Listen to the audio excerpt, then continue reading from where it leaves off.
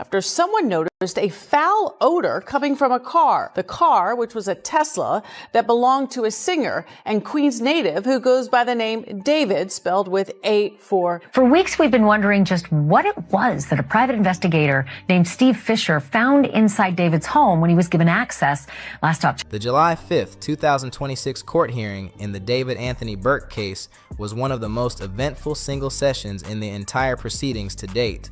Both sides put significant material on the record. The judge was clearly engaged and in some moments reportedly caught off guard by what was presented. And by the end of the hearing, multiple new questions had entered the public discussion alongside the ongoing unresolved question of David's custody status. Our defenders and treated in prison. They got treated bad. I didn't know what was going on. I didn't even think nothing about that. I just know that it was like every 15 to 20 minutes that went past, guys was going past this one cell, and it'd be like, it was three of them.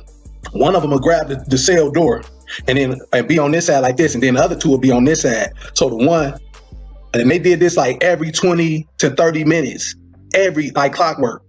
And this one would yank the door open, and the other two on this side had cups full of and boo-boo.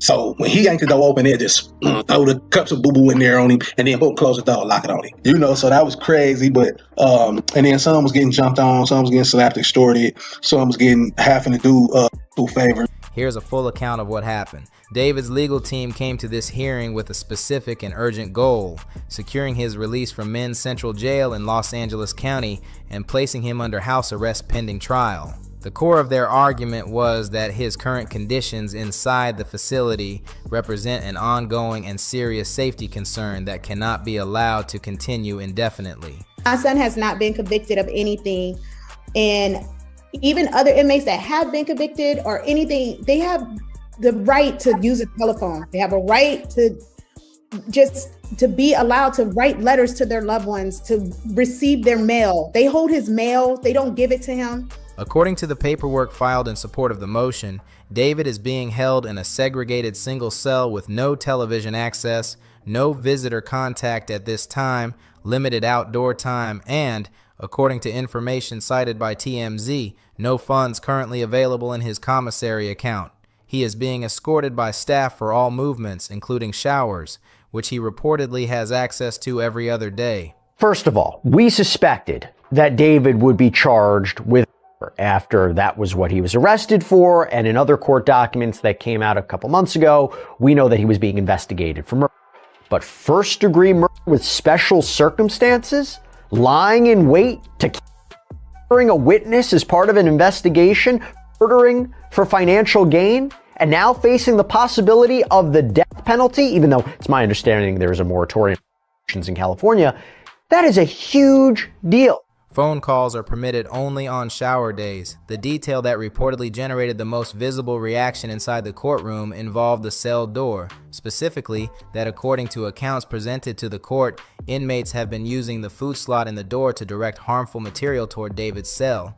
Whether that specific account has been verified through official correctional records or is drawn from inmate and witness accounts relayed through the defense team is not entirely clear from available reporting. What is clear is that the judge's reaction suggested it landed as a significant detail. To contextualize David's situation, his legal team brought comparative examples into the hearing. They referenced publicly documented conditions connected to YNW Melly, another high-profile music artist who has been held in pretrial custody for an extended period. Defendants multiple times and stood by while she out. How do they know that? How do they know that he stood there? Because, look, I got to tell you, as an old investigator, you know where I get that kind of information from? It's not from the perpetrator. To say someone stands there and watches an individual out, that comes from a witness.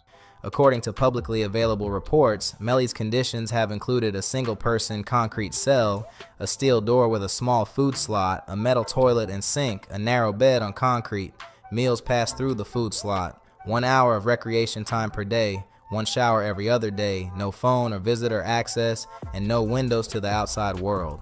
Defense attorneys also referenced public statements from Melly's mother about her concerns for her son's well-being in those conditions, using these examples to argue that publicly known artists face disproportionate challenges in county jail settings, a combination of name recognition, the perception of financial resources, and the public nature of their charges that can make them targets in ways that ordinary detainees are not. And the broader principle the defense was invoking here is a legitimate legal concern. Courts do have obligations regarding the conditions of pretrial confinement, and those obligations apply to all defendants regardless of the charges they face. The constitutional prohibition on cruel and unusual punishment does not disappear simply because the charges against someone are severe. Saying that the Celeste girl, maybe she was already talking to the cops like, yeah, this creep is, he on me. Now, granted, who knows if David was trying to leave her or whatever the case is, but look like she would also try to threaten David with that to say, yo, I'm about to go tell on yo, right? Which already he should have knew that he's doing something wrong. Well, I mean, he should have knew of GP, like she's gang. But she would, allegedly, according to this complaint, she had threatened that, I could ruin your music career or something like that. David has not been convicted of anything. He remains legally presumed innocent. The conditions he is experiencing are pre-trial conditions, not punitive ones, and his legal team's argument is that those conditions have crossed a threshold that should prompt the court to consider alternatives. Prosecutors in David's case pushed back directly against the house arrest motion, and their counter-argument centered specifically on documented digital activity connected to his accounts. According to the prosecution's presentation, investigators examined David's YouTube account watch history and identified specific viewing activity on or around the day Celeste's remains were formally discovered in September 2025. Prosecutors highlighted two videos in particular, one addressing how to delete Instagram conversations from both sides and one related to missing persons in Virginia. Prosecutors argued this activity suggests David was aware that investigative attention was coming and was attempting to manage his digital footprint. As established in prior coverage of this case, this alleged YouTube search history first entered public discussion through screenshots shared online claiming to be from accounts accessed through a transferred device to meet his family. So it is unclear how much David's parents or brother knew about his interactions with Celeste and if they were aware of how she was. But what we do know is that the family was ordered to come to LA and testify, seemingly in front of a grand jury as prosecutors worked to build a case against him. And in court filings regarding this whole back and forth about his family being subpoenaed to testify in LA, there was this section for each witness. Quote, detectives learned that Caleb Burke is the younger brother of target David Burke and has a close relationship with him. Detectives learned that Colleen Burke is the mother of target David Burke and has a close relationship with him. Per several witnesses, she is instrumental to his career success and manages his business finances. The formal evidentiary status of this material, whether it has been properly authenticated and admitted as evidence in court, or whether prosecutors were presenting it at a different standard at this particular hearing, is something the available public reporting does not fully clarify. Interview. In response to the arguments from both sides, the presiding judge requested more specific information about David's current conditions, prompting a detailed presentation about his housing history at Men's Central Jail that itself became a significant element of the hearing. According to what was presented, David has now been transferred between housing units 3 separate times since his arrival at the facility. Wait. Oh, look it. Answer that one. That's so mean if you don't answer Which one? What's good, David? Big fan, big family. Oh, thank you. Mitchell. I gotta sign with him if you even. We need to delete this. Maz, can we delete all VODs? And then as soon as the stream ends, delete the stream too? Each transfer triggers an informal but practically consequential process. When someone arrives in a new housing unit, other inmates request to see that person's official charge documents before deciding whether they will accept them into the block's social environment. David's formal charges: homicide with special circumstances, including homicide for financial gain, homicide to prevent testimony, and homicide by lying in wait, along with charges related to lewd and lascivious acts with a minor and mutilation of remains, are read aloud in that process.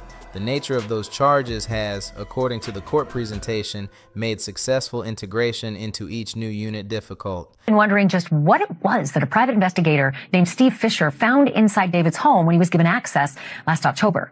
The PI reported seeing, quote, items you would expect to find on a farm rather than in a home in the Hollywood Hills. And today, we are learning about one of those items. Because of his charges, David is classified as a high-security inmate and housed in some of the most restrictive conditions available within the facility. His physical profile, listed at 5 feet 5 inches and 125 pounds on his arrest documentation, has also been referenced in court and public discussion as a factor that increases his vulnerability in a custodial environment. His commissary account reportedly has no funds, meaning his nutrition is limited to standard institutional meals. The regular dinner at the facility, according to publicly available information, includes macaroni with beef, an apple, and a peanut butter granola bar. Beyond the conditions arguments, the hearing produced several pieces of formally presented evidence that moved significant information into the public record. You know, transferring these assets in the middle of an investigation, as opposed to 2 years ago or a year ago. Right. Could a court look at this and say, this was a deliberate attempt to, what you say, concealing assets, and they could breach it, they could pierce it, they could say, even though that you've transferred this into your mother's name, that was invalid. This is a way for, let's say, a plaintiff who sues him, or let's say in a criminal judgment to pay that fine. Can a court look at that and say, even though you transferred it, it's still open season on those property? Yeah, this is what's so puzzling about this. It is a very basic premise of law throughout the country that you can't transfer assets after the event happens that would otherwise trigger collecting on those assets. So we have rules in different states. Sometimes they're called fraudulent transfer. Sometimes they're called fraudulent conveyances. There's a lot of different names for them. But the crux of it is you cannot transfer assets.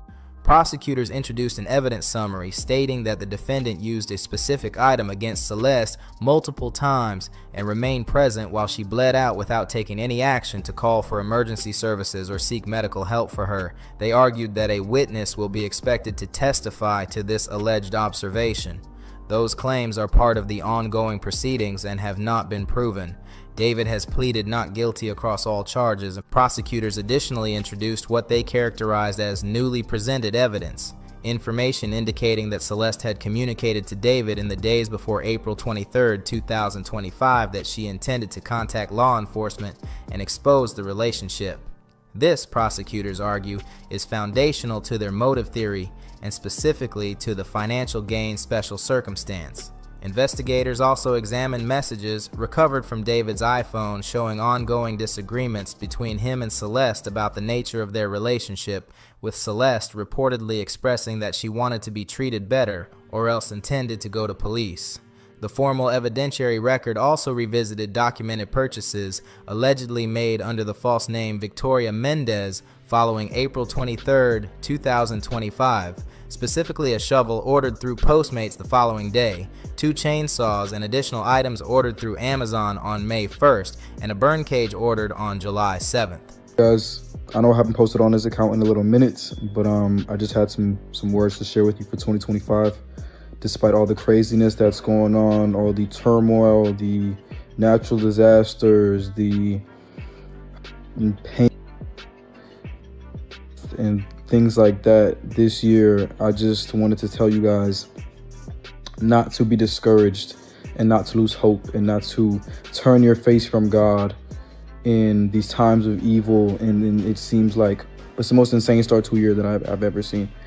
But God has not given us a spirit of fear, but of power and love and a sound mind. So keep that sound mind, 2025. Stay prayed up.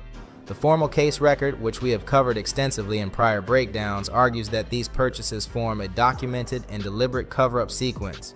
2 additional areas touched on at this hearing deserve careful handling. The first involves questions investigators are reportedly examining about whether another individual may have assisted David after the alleged crime, a question prosecutors are framing around the alleged purchase of 2 chainsaws specifically, and what they argue that number implies about whether a single person was expected to carry out the alleged cleanup alone. basically an agent of chaos and kind of my alter ego. And the story of the manga went like I was a detective and there was an evil version of myself that would kind of come out at random moments, kind of like Fight Club with Tyler Durden. And he would commit the crimes that I would have to solve as the detective. So like when I was as the detective, I'd be like solving that I'm committing myself. And it was like a cool little story. I didn't think anything would come of it. Like it was in the vault. No family member or other specific individual has been charged with or formally found responsible for any involvement in these events. Any allegation of a third party's participation is currently part of the prosecution's investigative theory rather than a formally established finding, and we want to state that clearly and directly.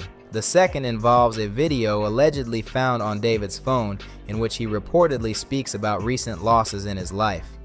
Prosecutors examined the surrounding timeline and, according to their presentation, found no documented losses of close family members or friends around the time the video was recorded.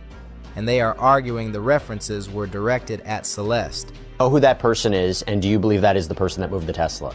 So I believe I definitely know who moved that Tesla in that late July before they went on tour. I can't say who the person, and I don't mean I can't say for, but I don't know who exactly was in that house because it's just a report, but there's video, but you can't make a person out. But somebody was in the house, and being that there's only one key, it's like, okay, who had access at that time? So is it the same person that moved the Tesla? Was another last part of the plan about to go in motion as far as getting rid of her?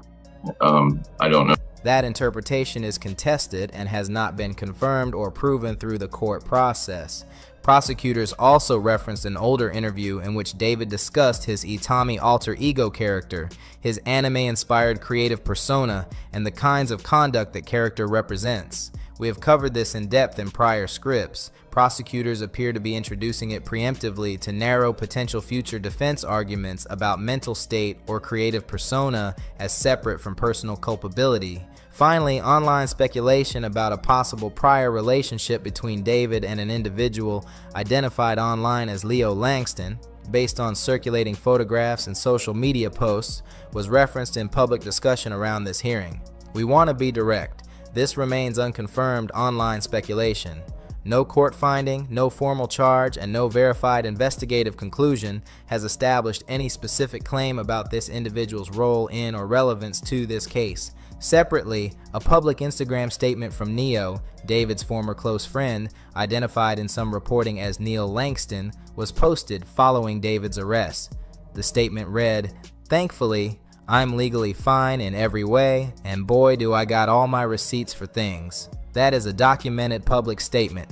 Whether it signals cooperation with investigators or formal testimony in upcoming proceedings has not been officially confirmed. The judge did not issue a ruling on the house arrest motion at the conclusion of this hearing and requested additional documentation about David's living conditions before making a determination.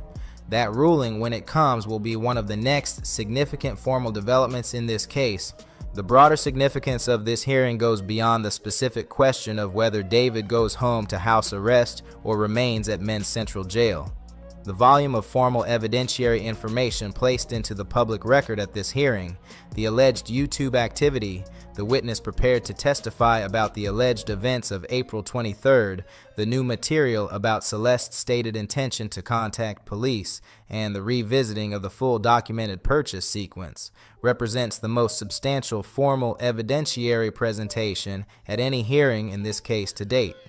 Each piece of that information is now part of the formal court record and will be addressed in the preliminary hearing, and if the case proceeds to trial, challenged and tested in that larger context.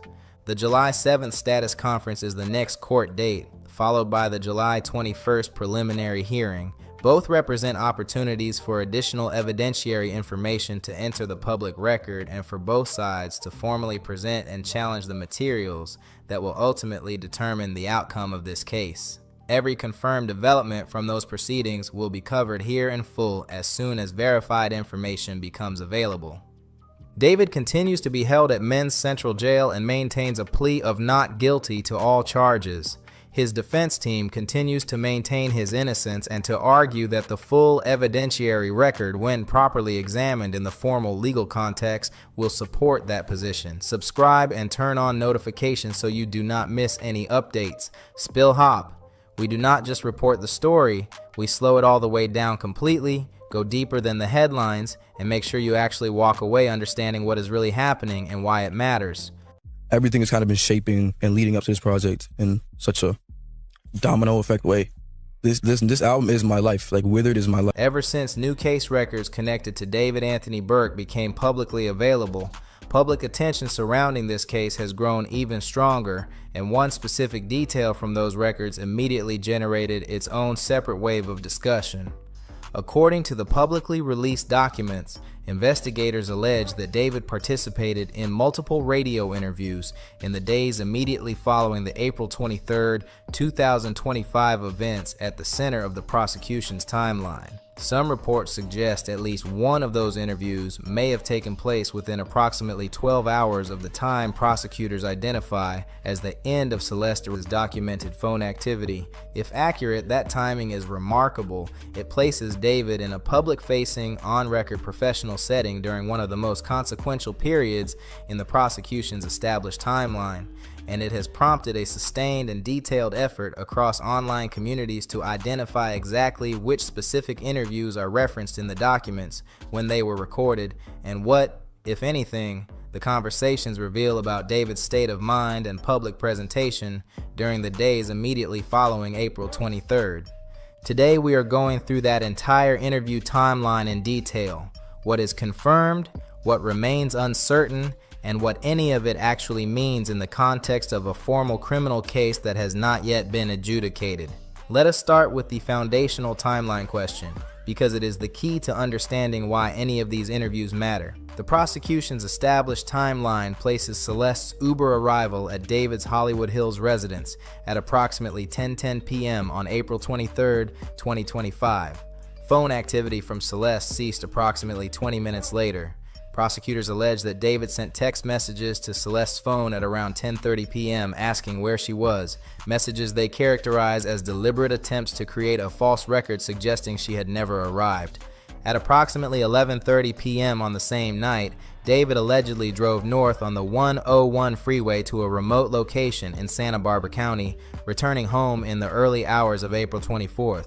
According to the publicly released case records, David was then present for radio interviews on the morning of April 24th, before leaving Los Angeles for his tour. That is the sequence prosecutors have documented. A serious alleged incident occurs late in the evening of April 23rd. Travel north to Santa Barbara County and back occurs overnight. And then, according to investigators, David appeared for professional media obligations the following morning. The specific interviews matching that April 24th reference have not been publicly confirmed with certainty. That uncertainty has driven an extensive and ongoing effort across online communities to reconstruct the interview timeline through publicly available release dates, content clues, and other documented reference points. Let us walk through the individual interviews that have attracted the most attention. Making this album was kind of crazy too. I mean, I went to London for 2 weeks. I went back to Houston for another 2 weeks, and I made the rest of the project on my phone just off of beats that people sent me and with some things that I make. And I just spent 2 weeks in a different area trying to get myself in a different mindset. And then I came back to Houston, put myself in the same mindset again and made everything by myself. So the first interview to generate sustained public discussion is David's appearance on the Zach Sang Show. This interview was publicly released on April 28, 2025, 5 days after the date prosecutors identify as central to their timeline. However, the release date of an interview and the date it was actually recorded are frequently different things, and this distinction has become critically important to how this specific conversation is being analyzed. During the Zach Sang interview, David makes a specific reference to Coachella in a way that contextually places the conversation shortly after that festival. Coachella's 2025 weekend dates fall in mid-April, which would place this interview as having been recorded before April 23rd if the Coachella reference is read as describing a very recent experience. That contextual reading has led many observers to conclude that the Zach Sang Show interview was likely recorded before the events of April 23rd, placing it outside the window most relevant to the prosecution's documented timeline.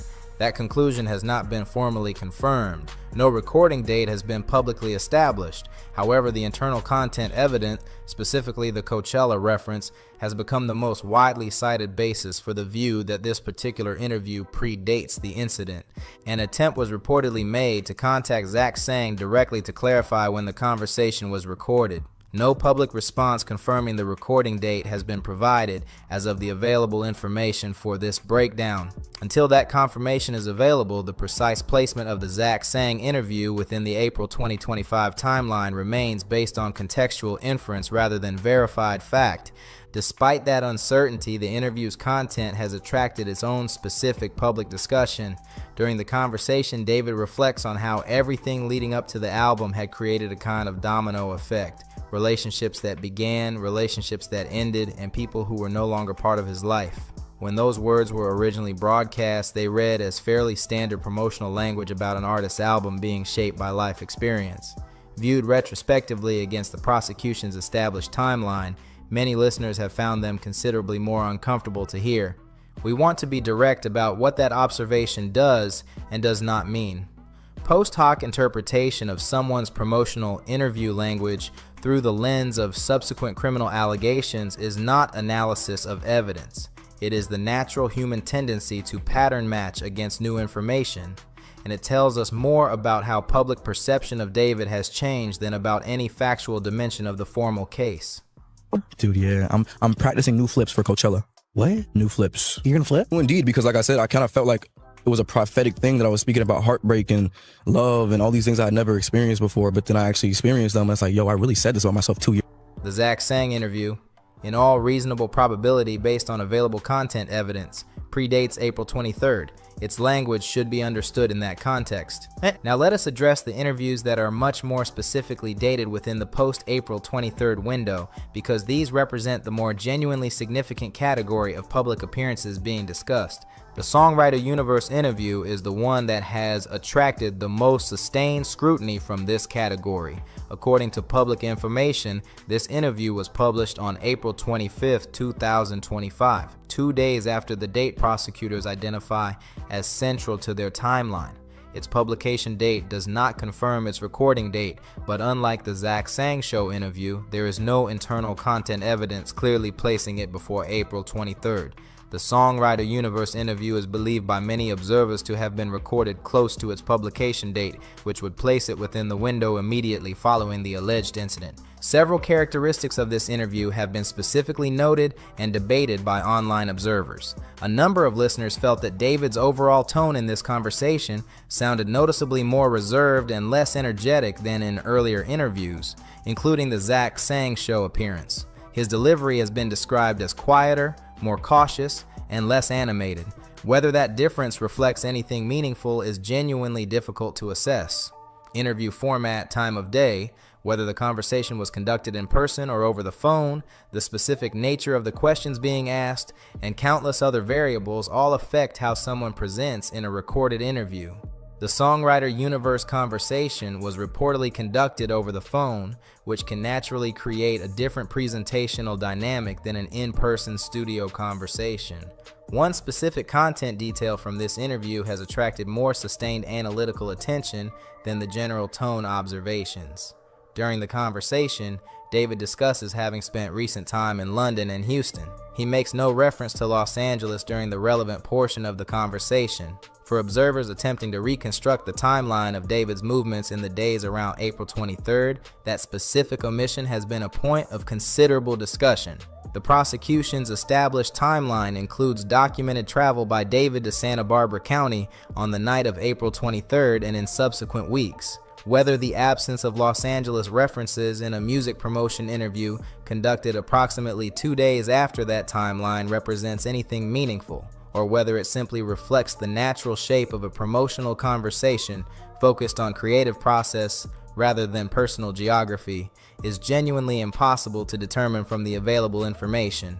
We also want to note that the Songwriter Universe article includes an editor's note added significantly later, explaining that the article was originally published when David was being covered as a rapidly rising artist, and that subsequent developments had changed the context in which it was being read. That kind of editorial transparency reflects exactly the right instinct from a journalistic standpoint, acknowledging that the same factual content can mean very different things depending on what readers now know about the subject. The TMZ coverage of this interview brought it to significantly wider attention, and it has since become one of the most frequently shared and most extensively discussed interviews in the entire public conversation about David's public appearances around April 2025.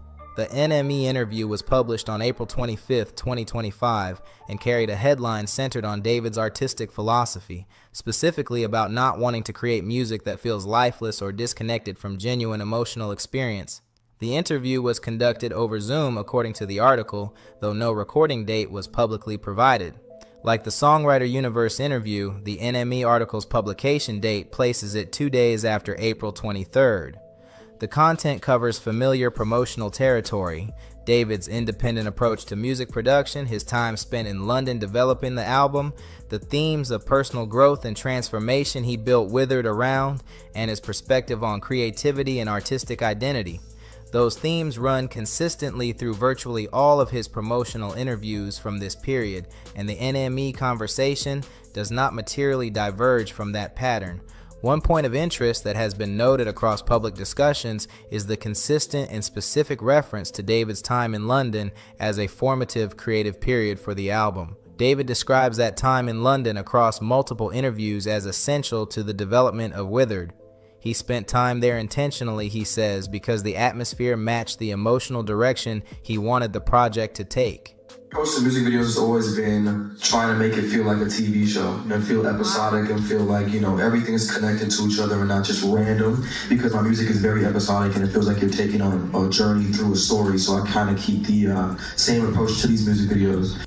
He compares the city's atmosphere to the tone of the album, describing it as appropriate to the thematic weight he was trying to capture. Those London references have attracted attention in the context of the prosecution's established case record, which documents that Celeste allegedly traveled with David to London as part of the documented timeline of their alleged relationship throughout 2024. Whether the London references in promotional interviews refer to the same trips documented in the prosecution's evidence or to different travel entirely has not been publicly established. The overlap in geography is documented. The specific relationship between promotional interview references and prosecutorial timeline references remains unconfirmed. The Atwood magazine feature, also published on April 25, 2025, is titled Fully and Unadulterated Mine and represents one of the more substantial long-form editorial pieces from the album promotional period.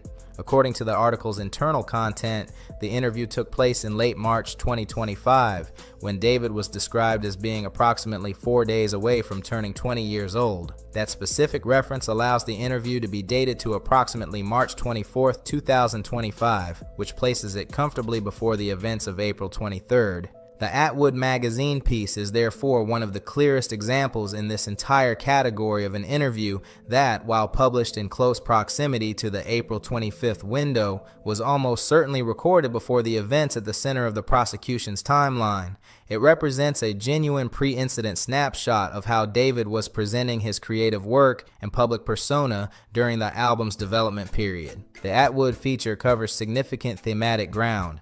It engages seriously with David's fictional creative universe, the recurring imagery of withering roses as symbolic representations of growth, change, and decay, the Atami character and his role within the broader conceptual framework of the album, the interplay between David's personal experiences and his fictional storytelling. I was considered Fortnite famous at one point. Oh, shoot. You're like a Fortnite influencer? Right, exactly. And then I moved to TikTok to promote the Fortnite stuff, and I got some followers on there. Everybody knew me as an internet figure, but they didn't know David. These are the same themes that appear across virtually all of his promotional interviews from this period, but the Atwood piece explores them with somewhat more editorial depth than the briefer magazine pieces. The rose imagery and its symbolic weight in David's promotional work during this period is worth examining in some detail. because it runs as a consistent thread through essentially all of his album discussions. David repeatedly describes the fading or withering rose as a metaphor for growth, inevitable change, and eventual decline, the full cycle of something beautiful moving through stages from peak vitality toward its end. He connects this explicitly to the emotional arc he built the album around, describing relationships as passing through similar cycles: formation, complexity, deterioration, ending.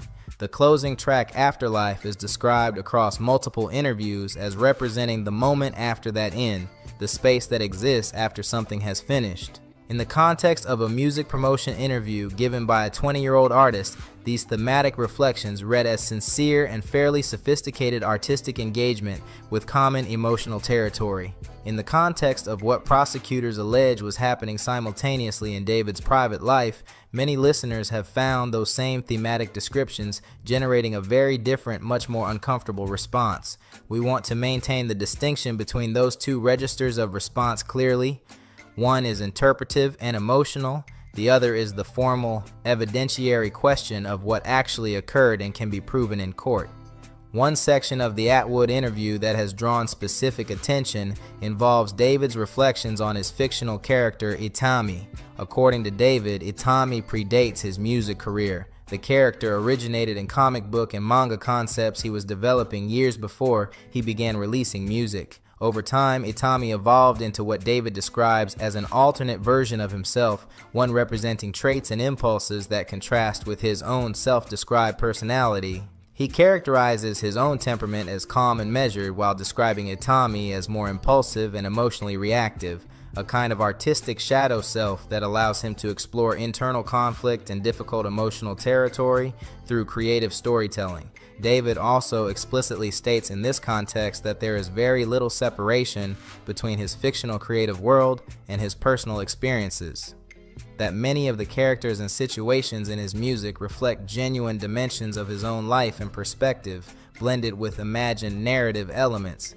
He describes it as an ongoing creative philosophy, that meaningful stories come from authentic emotional experience, not from purely fictional invention, and that his willingness to draw directly from his own life is what gives Withered its emotional honesty. That specific statement has become one of the most frequently referenced quotes from the entire promotional period in the context of the post-arrest public discussion of his work. Viewed before April 2025, it reads as fairly standard artist explaining their creative process language. Viewed after the formal charges became public, many listeners have revisited it with very different feelings. We want to be thoughtful about how to characterize that kind of retrospective reinterpretation. Artists regularly describe their work as drawing from personal experience, blending reality with fiction, or exploring dimensions of their own personality through fictional characters. Those descriptions on their own are not confessions or admissions of anything. They are descriptions of a creative methodology that is genuinely extremely common. The statement that his fiction and his personal life are not cleanly separated is not different in any material way from how many musicians and artists describe their relationship to their work. Its resonance has changed because of what happened after April 23rd, not because the statement itself contains any specific factual content about what happened. The Atwood feature also includes David's discussion of a question that arose in connection with the voicemail included on You Left Me First, specifically whether the dialogue featured elsewhere on the album came from genuine recorded conversations or from material created specifically for the recording. David explains that the original conversation was real, but had to be re-recorded due to copyright and permission considerations related to using another person's voice. Missing new flips for Coachella. What? New flips. You're gonna flip? I am. Wait, shit. Yeah. Really? K Flipper. Big. I approached music like a movie director, and I wanted to be in the film industry before music was even a thought in my mind. I was, studying the great like Tarantino and Christopher Nolan. I approached the internet with being in the gaming community and being a film nerd and being so online and such a media consumer. And everybody has a specific style of movie. No matter how many different types of films they make with all these different types of casts, it's always the same director with a specific vision. But every film has that touch. The final version on the album is therefore a recreation rather than original audio. He does not identify the individual in the original conversation during the interview. This disclosure has attracted specific attention in the context of the broader case. As discussed earlier in this breakdown, public reporting on the formal case has referenced audio material connected to Celeste as part of the digital evidence gathered through the investigation. The specific relationship between the voicemail discussed in promotional interviews and anything that may have become part of the formal evidentiary record is something we genuinely cannot confirm from publicly available information. The intersection exists as a documented fact about the creative work and the broader case. Its specific legal significance is not something available. Information allows us to establish. The voicemail element deserves specific attention because it involves one of the few genuine points of intersection between David's creative work and what has become a formally documented element of the prosecution's case. During the Atwood magazine interview and other promotional conversations from this period, David discusses the decision to include a voicemail recording on the album track You Left Me First. He explains that Withered was intended to be significantly more personal than his previous releases, and that including spoken audio elements was part of creating that sense of authentic emotional depth. He also notes that the original audio used in the track had to be re-recorded due to copyright and permission considerations related to using another person's voice without proper consent, the final version on the album being a recreation rather than the original conversation. Public reporting on the formal case has referenced audio material connected to Celeste as part of the broader digital evidence framework. The specific relationship between the voicemail discussed in promotional interviews and any audio that may have become part of the formal evidentiary record is something we genuinely cannot confirm from publicly available information. We will not reproduce or dwell on the content of any voicemail connected to this case, consistent with our approach throughout coverage of this story. But the existence of this intersection between a creative element David publicly discussed in promotional interviews and the broader evidentiary questions in the formal case has been noted in public discussion and is worth acknowledging directly. Let us now turn to the post-April 23rd interviews in the earliest window, specifically the period from late April into early May 2025, because this is where the most sustained and serious public interest in the interview timeline has concentrated. The Songwriter Universe interview, published April 25th, the NME interview, published April 25th, and the Atwood magazine feature, published April 25th, recorded approximately late March, represent three of the most discussed pieces from this specific window. Together, they present a cohesive picture of how David was publicly presenting himself and his work during the days immediately surrounding the date prosecutors have identified as central to their case. What strikes many observers when reviewing these conversations collectively is the consistency and the normalcy of David's public presentation across all of them. He is articulate, focused on his creative work, enthusiastic about the album, and engaged with questions about his artistic philosophy. There is nothing in the content of any of these interviews that would, read at face value, without the context of what came after, suggest anything unusual about his state of mind or circumstances. That consistency is, of course, exactly what makes these interviews significant in the context of the prosecution's allegations. Prosecutors allege that David was actively managing the aftermath of a serious alleged crime during this period while simultaneously engaging with media obligations and professional commitments. The appearance of normalcy in that framing is precisely what they argue is part of the pattern.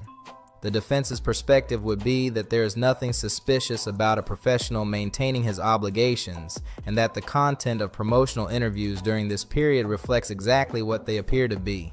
A musician promoting an album, discussing his creative work, and engaging with media in entirely standard ways. Like, think about that as like an internet kid, right? Like somebody who spends so much time playing video games behind a screen. Yeah. And like all these people that, yeah, they exist in this digital universe now exist in real life. Yeah, in front of you. Crazy, bro. Like, you're supposed to be a comment. Like, you're a comment, bro. You're a like. That's crazy. You're really like real. It's so fire. I love them so much. Both of those framings are currently before the court. Neither has been adjudicated, and the interview content itself does not resolve the question. It simply exists as part of the documented record of David's public-facing behavior during a period that is now under formal investigative and legal scrutiny. The interview, believed to have been recorded on May 9, 2025, occupies a specific and important place in the timeline of these public appearances, and it has attracted a different kind of attention from the April 25th materials. This interview was not publicly released until September 10, 2025, which is 2 days after the formal discovery of the Tesla and the remains of Celeste Rivera Hernandez on September 8, 2025. The upload date of September 10th, combined with the September 8th discovery, means this interview entered wide public circulation at almost exactly the moment the case became a national story. According to internal content of the interview itself, it states that it was recorded on May 9, 2025. That date places the recording approximately 2 weeks after April 23, 2025. If the May 9th recording date is accurate, this interview sits within the period during which prosecutors allege David was making documented purchases under the false name Victoria Mendez. The 2 chainsaws ordered from Amazon were delivered on approximately May 1st. The body bag, laundry bags, and inflatable pool were ordered on approximately May 5th. The context in which this interview entered public awareness, appearing online within days of the formal discovery, combined with its internal dating, has made it one of the most heavily scrutinized conversations in the entire timeline. Viewers began analyzing it extensively as soon as it appeared, many arriving with the knowledge of the September 8th discovery and the subsequent public reporting about the investigation. The demeanor analysis applied to this interview has been particularly extensive. Viewers have described David as appearing quieter, more guarded, and more restrained in this conversation than in earlier interviews. As we have noted throughout this breakdown, demeanor observations of this kind are inherently subjective and should not be treated as evidence of anything. Recording conditions, interview format, fatigue, the stage of album promotion, and countless other variables affect how someone presents. The observation that someone seems quieter or more reserved in a May interview than in an April interview tells us essentially nothing reliable about their internal state or circumstances. What is documented and genuinely factual about this interview is its date and its content. The date places it within a period that prosecutors have identified as significant in their evidentiary timeline. The content, as with virtually all of David's other interviews from this era, focuses on his music, his creative philosophy, and the themes behind Withered. Several viewers also noted what appeared to be a visible mark or difference in the appearance of David's right hand in this interview, comparing it with earlier footage and a red cross-shaped tattoo that had previously attracted attention. Various online theories emerged about the origin of this mark. We are not going to amplify or endorse any specific theory about an unexplained visible mark in a video interview. And I'm really happy about it. There's no skips. To be able to put together a project that you've been working on for so long, that you poured your heart and soul into and everything, your entire being into, and have the reception be actually positive and people are taking things away from it and positive messages are being received, and just the message I wanted to send is being heard. Those observations remain speculative, and there is no verified public information establishing any connection between any visible mark and the formal allegations in the case.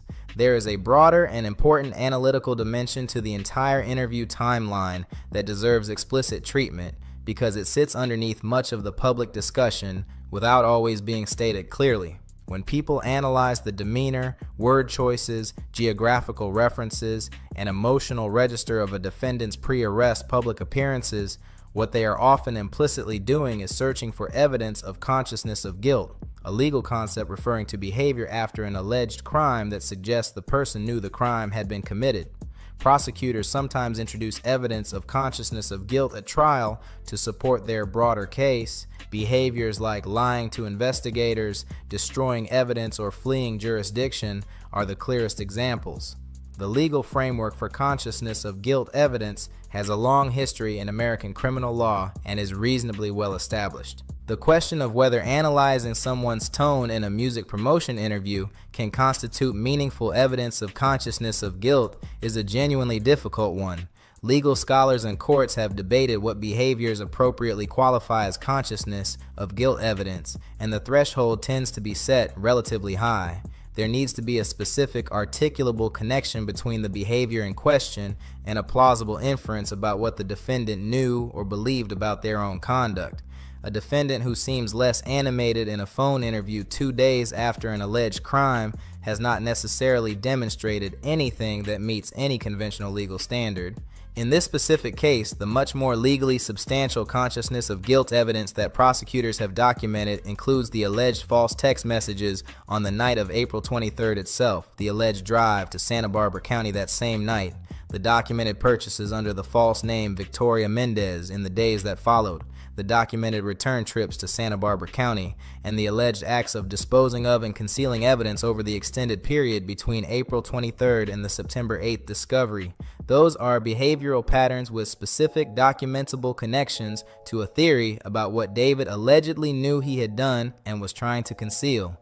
By comparison, variations in vocal tone across different interview formats and settings provide essentially no legally significant consciousness of guilt signal. That is worth being clear about explicitly because much of the public discussion of these interviews treats them as though they are carrying evidentiary weight that they simply do not carry in any formal legal sense. That said, the interview timeline is genuinely significant as documentary context. As part of understanding the full shape of David's public-facing life during the most consequential period in this case, the fact that he was maintaining a professional promotional schedule, giving media interviews, and presenting a coherent and consistent artistic persona during a period when prosecutors allege he was simultaneously managing the aftermath of a serious alleged crime is a dimension of the story that people following this case reasonably want to understand. The interview timeline provides that context. It does not provide formal evidence. The Kali Uchis collaboration on the track crashing has surfaced as a specific reference point in several of the promotional interviews from this period. My phone got stolen. This is the anti-lock screen. Yeah, I checked my location on my other phone this morning. It's in China right now getting dismembered, so tragic. David speaks positively about working with Uchis in multiple conversations, describing her as professional, collaborative, and talented. Those comments have attracted some additional attention in the context of how David presented his professional relationships and creative collaborations publicly during this period. However, there is nothing in the publicly available information connecting that specific collaboration or David's comments about it to the formal allegations in the case. It is simply a professional creative reference that appears across multiple interviews and has been noted as part of the broader documentation of his public statements during this period. The video version of the NME interview that was previously publicly available has reportedly been made private at some point following the case's public emergence. No public explanation for that change has been provided, and there is no confirmed indication that the change is connected to the formal legal proceedings. Removal of content from public platforms happens for a wide range of reasons: copyright disputes, editorial decisions, platform policy changes, or simple content management choices. And the absence of a public explanation does not in itself constitute evidence of anything. The observation has been noted in online discussion and is documented here as a factual detail without any claim about its significance. Similarly, several pieces of David's online content from earlier periods have either been removed or become significantly harder to locate since the case became public. That pattern has also attracted online discussion. Content removal during a high-profile criminal case is something that happens for various reasons, including legal advice, platform-level decisions following term of service reviews, or proactive management by parties involved. None of these observations tell us anything reliable about the underlying formal allegations. Let us spend some additional time on what the album Withered and its surrounding creative universe actually represents as an artifact. Flower, the next era, everything. One of the first songs you created hit the Billboard 100. Yeah. And you did it with headphones and a phone. Just my phone. That's the studio. Because it sits at the intersection of several of the most discussed threads in the public conversation about this case, and engaging with it seriously matters. Withered was David's debut album, released in April 2025 after what he described across multiple interviews as approximately 2.5 years of development. That timeline would place the album's creative origins in approximately late 2022 or early 2023, a period that falls within the documented timeline of his alleged relationship with Celeste. David describes the album as the most personally transparent work he had made to that point, drawing directly from emotional experiences and relationships in ways his earlier releases had not. He also describes Withered as representing closure, a completion of a specific emotional chapter in his life. The closing track, Afterlife, is described as intentionally positioned to represent what comes after the end of something significant. That framing across multiple interviews presents the album as a kind of emotional document of a period David characterizes as formative, difficult at times, and ultimately transformative. The prosecution's theory of this case connects the release and promotional period of this album, specifically the financial and professional stakes of that release, to the alleged motive for what prosecutors say occurred on April 23, 2025. Prosecutors have alleged that a financial gain special circumstance applies to the homicide charge, which they argue means David acted to prevent Celeste from going public with information about their relationship at a moment when doing so could have destroyed his career just as his debut album was about to launch. In that prosecutorial framing, Withered is not simply a creative artifact from David's early career. It is the central professional stake that prosecutors allege provided the motive for an alleged crime. The album's existence, its promotion, and its commercial and career significance to David at that specific moment in 2025 are all formally relevant to the prosecution's theory. That makes the interview timeline around Withered's release genuinely significant in a way that goes beyond simple curiosity about David's demeanor or word choices. The promotional cycle, the media obligations, the professional momentum David was navigating, all of that was happening against the backdrop of circumstances that prosecutors argue were directly connected to an alleged act of violence. Understanding that context helps explain why the interview timeline has attracted such sustained and detailed public attention. There is also a specific and important question about what the heartbreak theme in David's promotional interviews and songwriting actually means in the context of what the formal case has established. Across multiple interviews, David discusses writing about heartbreak and difficult relationship experiences from a place of genuine personal emotion. He specifically acknowledges that his earlier music was more imaginative, writing about emotions he hadn't necessarily experienced firsthand, while Withered represented a shift toward authentic personal documentation. He describes a conversation with someone in his life as the direct inspiration for the invisible string theory concept. He describes actual relationship dynamics as the emotional foundation for the album's core themes. The prosecution's formal case establishes that David was allegedly in a relationship with Celeste Rivera Hernandez, a relationship described in court documents as including jealousy, arguments, and growing tension in the months leading up to April 23, 2025. Court documents also describe a significant argument on April 22nd in which Celeste allegedly threatened to expose the relationship publicly. The intersection between David's promotional characterization of his album as documenting real relationship experiences and the documented formal allegations about those same alleged experiences is one of the most genuinely uncomfortable aspects of the interview timeline for many people who engage with his music before the case became public. It suggests that the album may indeed be a more personal document than promotional interviews could safely disclose, though in ways David almost certainly could not have fully acknowledged in a public media context. We are not suggesting the promotional interviews themselves establish any specific factual connection to the alleged crime. We are describing the specific way in which the collision between the promotional narrative and the prosecutorial narrative has created a profoundly unsettling retrospective experience for many listeners. An experience that is real and worth acknowledging, even as we maintain clear distinctions between that emotional resonance and formal evidentiary significance. As we close out this breakdown of the interview timeline, let us return to the core question with which we began. What do we actually know? What remains uncertain? And what will the formal legal process provide that this analysis cannot? What we know, David gave an extensive series of promotional media appearances in connection with Withered's release between approximately late March 2025 and August 2025. The Atwood magazine interview was recorded in late March before April 23rd. The Zach Sang Show interview was likely recorded before April 23rd based on internal content references. The Songwriter Universe interview was published April 25th. Its recording date is unconfirmed. The NME interview was published April 25th. Its recording date is unconfirmed.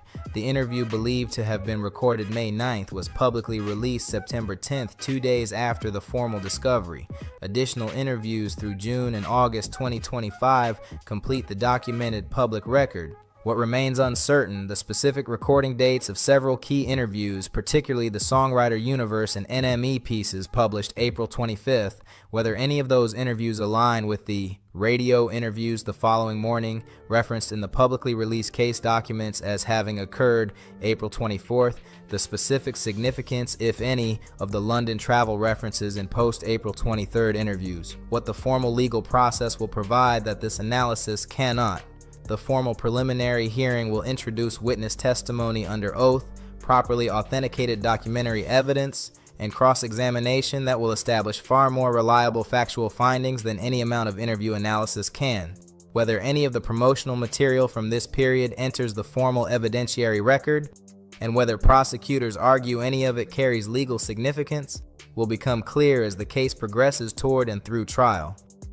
The interview timeline is part of the documented history of this case. It is part of understanding how the public-facing dimension of David's life and career was unfolding simultaneously with what prosecutors allege was happening privately. It is not on its own a substitute for the formal evidentiary record that the coming months of legal proceedings will begin to formally establish and publicly test. Subscribe and turn on notifications so you stay updated on the July 7th status conference, the July 21st preliminary hearing, and every confirmed development that follows.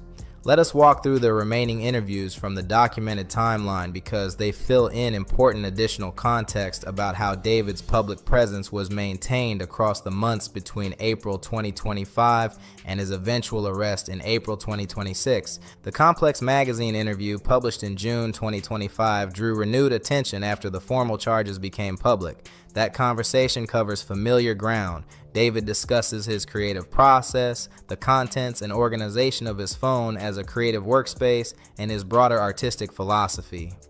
The reference to his phone's contents in a June 2025 interview has attracted specific attention in the context of the prosecution's documented digital evidence, which reportedly includes extensive material recovered from cloud storage and personal devices. As with the earlier interviews, that specific intersection is noted without any firm conclusions being drawn. The content of a music interview describing how someone uses their phone for creative work does not establish any factual connection to what investigators subsequently found on those devices. The August 21st, 2025 ABC News appearance is perhaps the most significant entry in the final phase of this interview timeline, because it occurred approximately 2 weeks before the September 8th discovery that transformed the public understanding of this case. In that ABC News appearance, David was interviewed in the context of his music career and discussed the symbolic themes behind Withered and his creative universe. The interview was framed as a piece about a rising artist's growing success and musical vision. 17 days later, Celeste's remains were discovered in the front trunk of his Tesla. The proximity of this professional media appearance to the September 8th discovery has struck many observers as particularly difficult to process, not because of anything specific David said in the interview, but because of the collision between the normalcy of the public-facing professional setting and what prosecutors allege was happening simultaneously in his personal situation.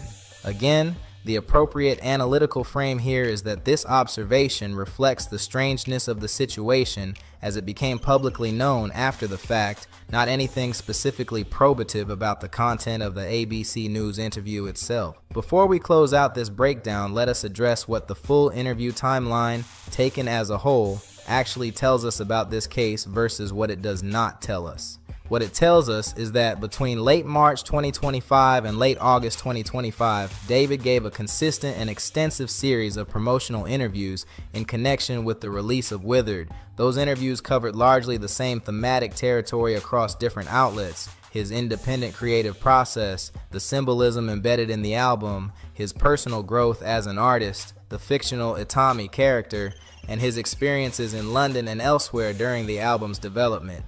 His public-facing presentation across these interviews was generally consistent, articulate, artistically focused, and professionally oriented toward the promotion of his debut album. What the interview timeline does not tell us is anything directly about the formal allegations in this case. No specific statement made in any of these interviews constitutes an admission, a direct reference to the events prosecutors have alleged, or any verifiable connection to the formal evidentiary record beyond the contextual facts we have already identified, primarily the dating questions and the London/travel references. The retrospective reinterpretation of promotional interview language through the lens of criminal allegations is a predictable and psychologically understandable human response to disturbing news about someone who was previously known primarily through their public creative work. Many listeners have revisited David's music, interviews, and public appearances and found them, viewed after the fact, to carry meaning or weight they did not originally register. That experience is real and understandable. It does not, however, constitute evidence in a formal legal proceeding, and the distinction between emotional resonance and evidentiary significance is one that responsible coverage of this case needs to maintain clearly. The formal evidentiary picture, the digital records, the purchase histories, the forensic evidence, the documented timeline from court filings, is what will ultimately determine the outcome of this case in a Los Angeles County courtroom. The interview timeline we have walked through today represents the public-facing layer of David's life during the most consequential period covered by that formal evidence. It is part of understanding the full picture. It is not, on its own, a substitute for or a summary of that formal evidentiary record. Interview. One final observation about the interview timeline is worth making explicitly. Across virtually all of the promotional interviews from this period, David returned consistently to the same set of ideas about his music, that it drew heavily from personal experience, that there was limited separation between his fictional creative universe and his real emotional life, that the themes of Withered explored the full cycle of relationships from beginning through deterioration to ending, and that the album represented his most emotionally transparent work to date. In the context of what was happening, according to prosecutors, during the same period those interviews were being given, those recurring artistic statements carry a weight that they could not possibly have carried when they were first made and received. The album Withered and completed, released, and being promoted through exactly this period sits permanently in the public record alongside the formal prosecution of its creator for serious charges connected to events that prosecutors allege occurred in the weeks surrounding its release. That collision between artistic output and alleged criminal conduct is one of the most genuinely difficult dimensions of this entire case for many people who encountered David's music before the case became public. The music existed, the interviews existed, the album existed and resonated with people, and simultaneously, according to prosecutors, something deeply serious was allegedly unfolding in David's private life. That tension is real, it is documented, and it does not resolve into a simple conclusion. How a court ultimately evaluates that context, whether any of this interview or creative material enters the formal evidentiary record, and what weight it would be given if it did, will be among the many questions the preliminary hearing and eventual trial will need to address. We will be covering every step of that process as it unfolds. Here is the complete interview timeline as it currently stands based on available public information. The Atwood magazine interview was recorded approximately March 24th, 2025, before April 23rd, and published April 25th. The Zach Sang Show interview is believed, based on internal content references, to have been recorded before April 23rd and was publicly released April 28th. The Songwriter Universe interview was published April 25th, 2025. Its recording date has not been publicly confirmed, but it is believed by many observers to have been recorded close to or within the post-April 23rd window. The NME interview was published April 25th, 2025, conducted via Zoom. Its recording date has not been publicly confirmed. The interview, recorded approximately May 9th, 2025, was not publicly released until September 10th, 2025, 2 days after the formal discovery of Celeste's remains. It was recorded within the period prosecutors have identified as significant in their documented evidentiary timeline. The Complex interview was published approximately June 2025. The ABC News appearance occurred August 21, 2025, approximately 17 days before the September 8th discovery. Several other interviews, including Universal Music Malaysia content and HuffPost coverage, also fall within this general window, and their recording dates have not been publicly confirmed. That is the documented timeline as it currently stands from available public information. Several recording dates remain unconfirmed, and further clarification from the outlets involved would help establish several of the most debated questions in the public discussion of this material. We will be covering the next major formal developments in this case as they occur. The July 7th status conference and the July 21st preliminary hearing are the next confirmed milestones. Both will bring significantly more formally established information into the public record than any amount of interview timeline analysis can provide. Subscribe and turn on notifications so you stay updated on every confirmed development. SpillHop. We do not just report the story. We slow it all the way down, go deeper than the headlines, and make sure you actually walk away understanding what is really happening and why it matters. There is one additional and genuinely significant question about how creative work and artistic statements might interact with formal legal proceedings that deserves explicit treatment here, because it has become a recurring and sometimes confused thread in public discussion of this case. Prosecutors in this case have signaled through statements made in formal court proceedings and related reporting that David's creative output, including his music, lyrics, and publicly documented artistic statements, may be introduced as part of the evidentiary record at trial. That possibility raises important and contested legal questions that Blair Burke's defense team will almost certainly challenge directly. The use of creative work as evidence of mental state, intent, or motive in criminal trials has a complex and genuinely contentious legal history in American courts. There is a long-standing tension between two principles. On one side, prosecutors argue that when a defendant's artistic output closely mirrors the specific circumstances of an alleged crime, that material may be relevant to establishing motive, planning, or a pattern of thinking that connects to the charges. On the other side, defense attorneys and civil liberties advocates argue that creative expression, however dark or seemingly personal, should be understood as existing in a separate artistic register from literal autobiographical statement, and that treating lyrics or thematic artistic choices as literal confessions or admissions violates fundamental principles of creative freedom. Courts have reached different conclusions across different cases and jurisdictions. In some instances, courts have allowed creative material to be introduced as evidence, particularly where the material describes specific facts, locations, or methods closely matching the alleged crime. In other instances, courts have excluded such material on the grounds that it constitutes impermissible character evidence or that its prejudicial effect substantially outweighs its probative value. In this specific case, the question of whether Withered's thematic content or any of David's creative output should be formally introduced as evidence will likely be one of the most seriously contested evidentiary questions the case produces.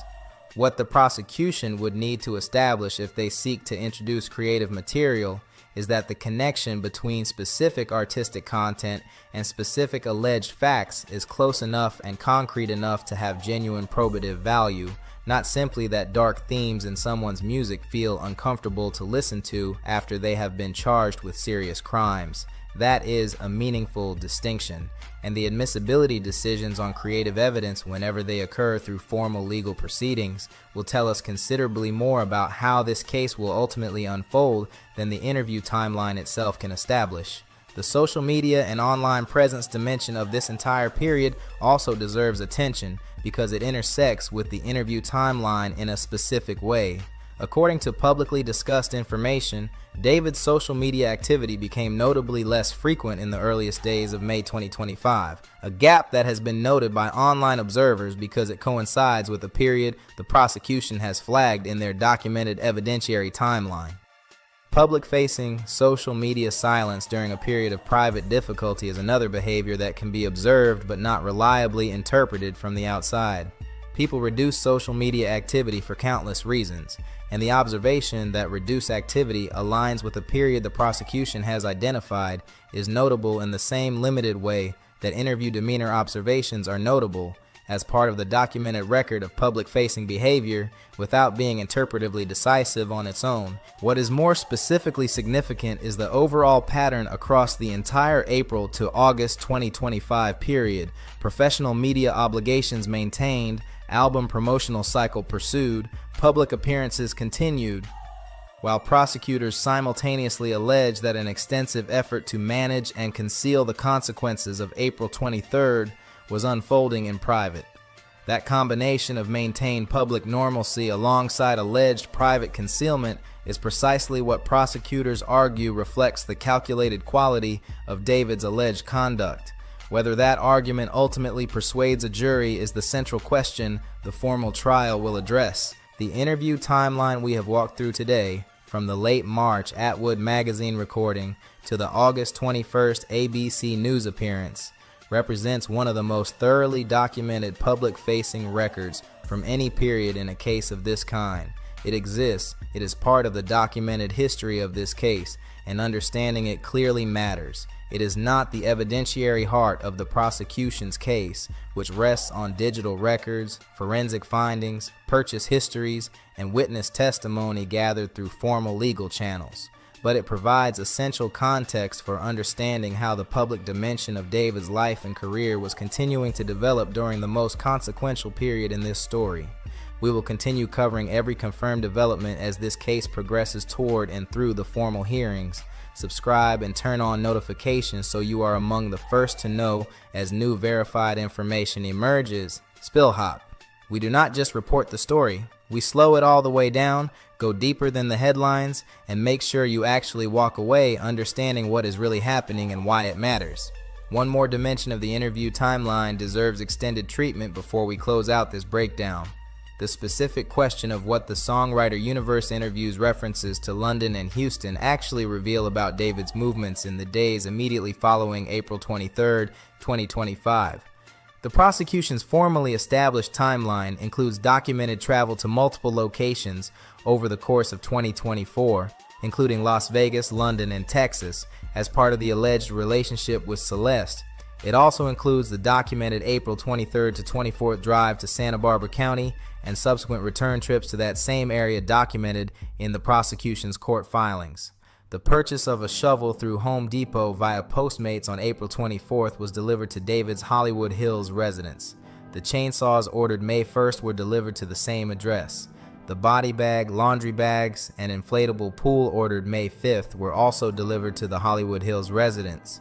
All of those documented deliveries were to the Hollywood Hills address in Los Angeles. The absence of Los Angeles references in the Songwriter Universe interview, if recorded around April 25th, therefore sits in a somewhat curious position.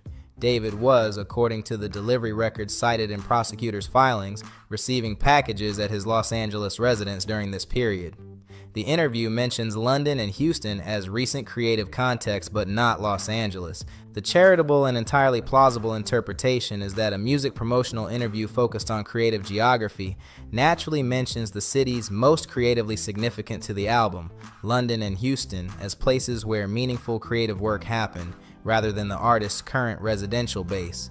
Los Angeles as a place David lived rather than a place he associated with the album's creative development would naturally not come up in a conversation about artistic inspiration and formative environments.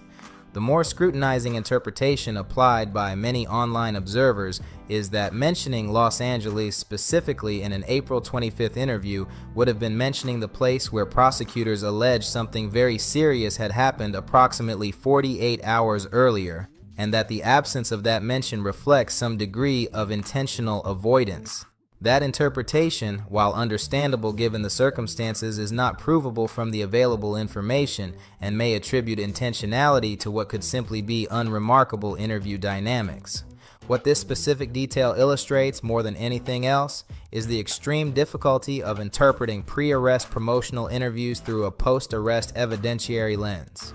Every specific detail becomes potentially significant when viewed against the prosecution's established timeline.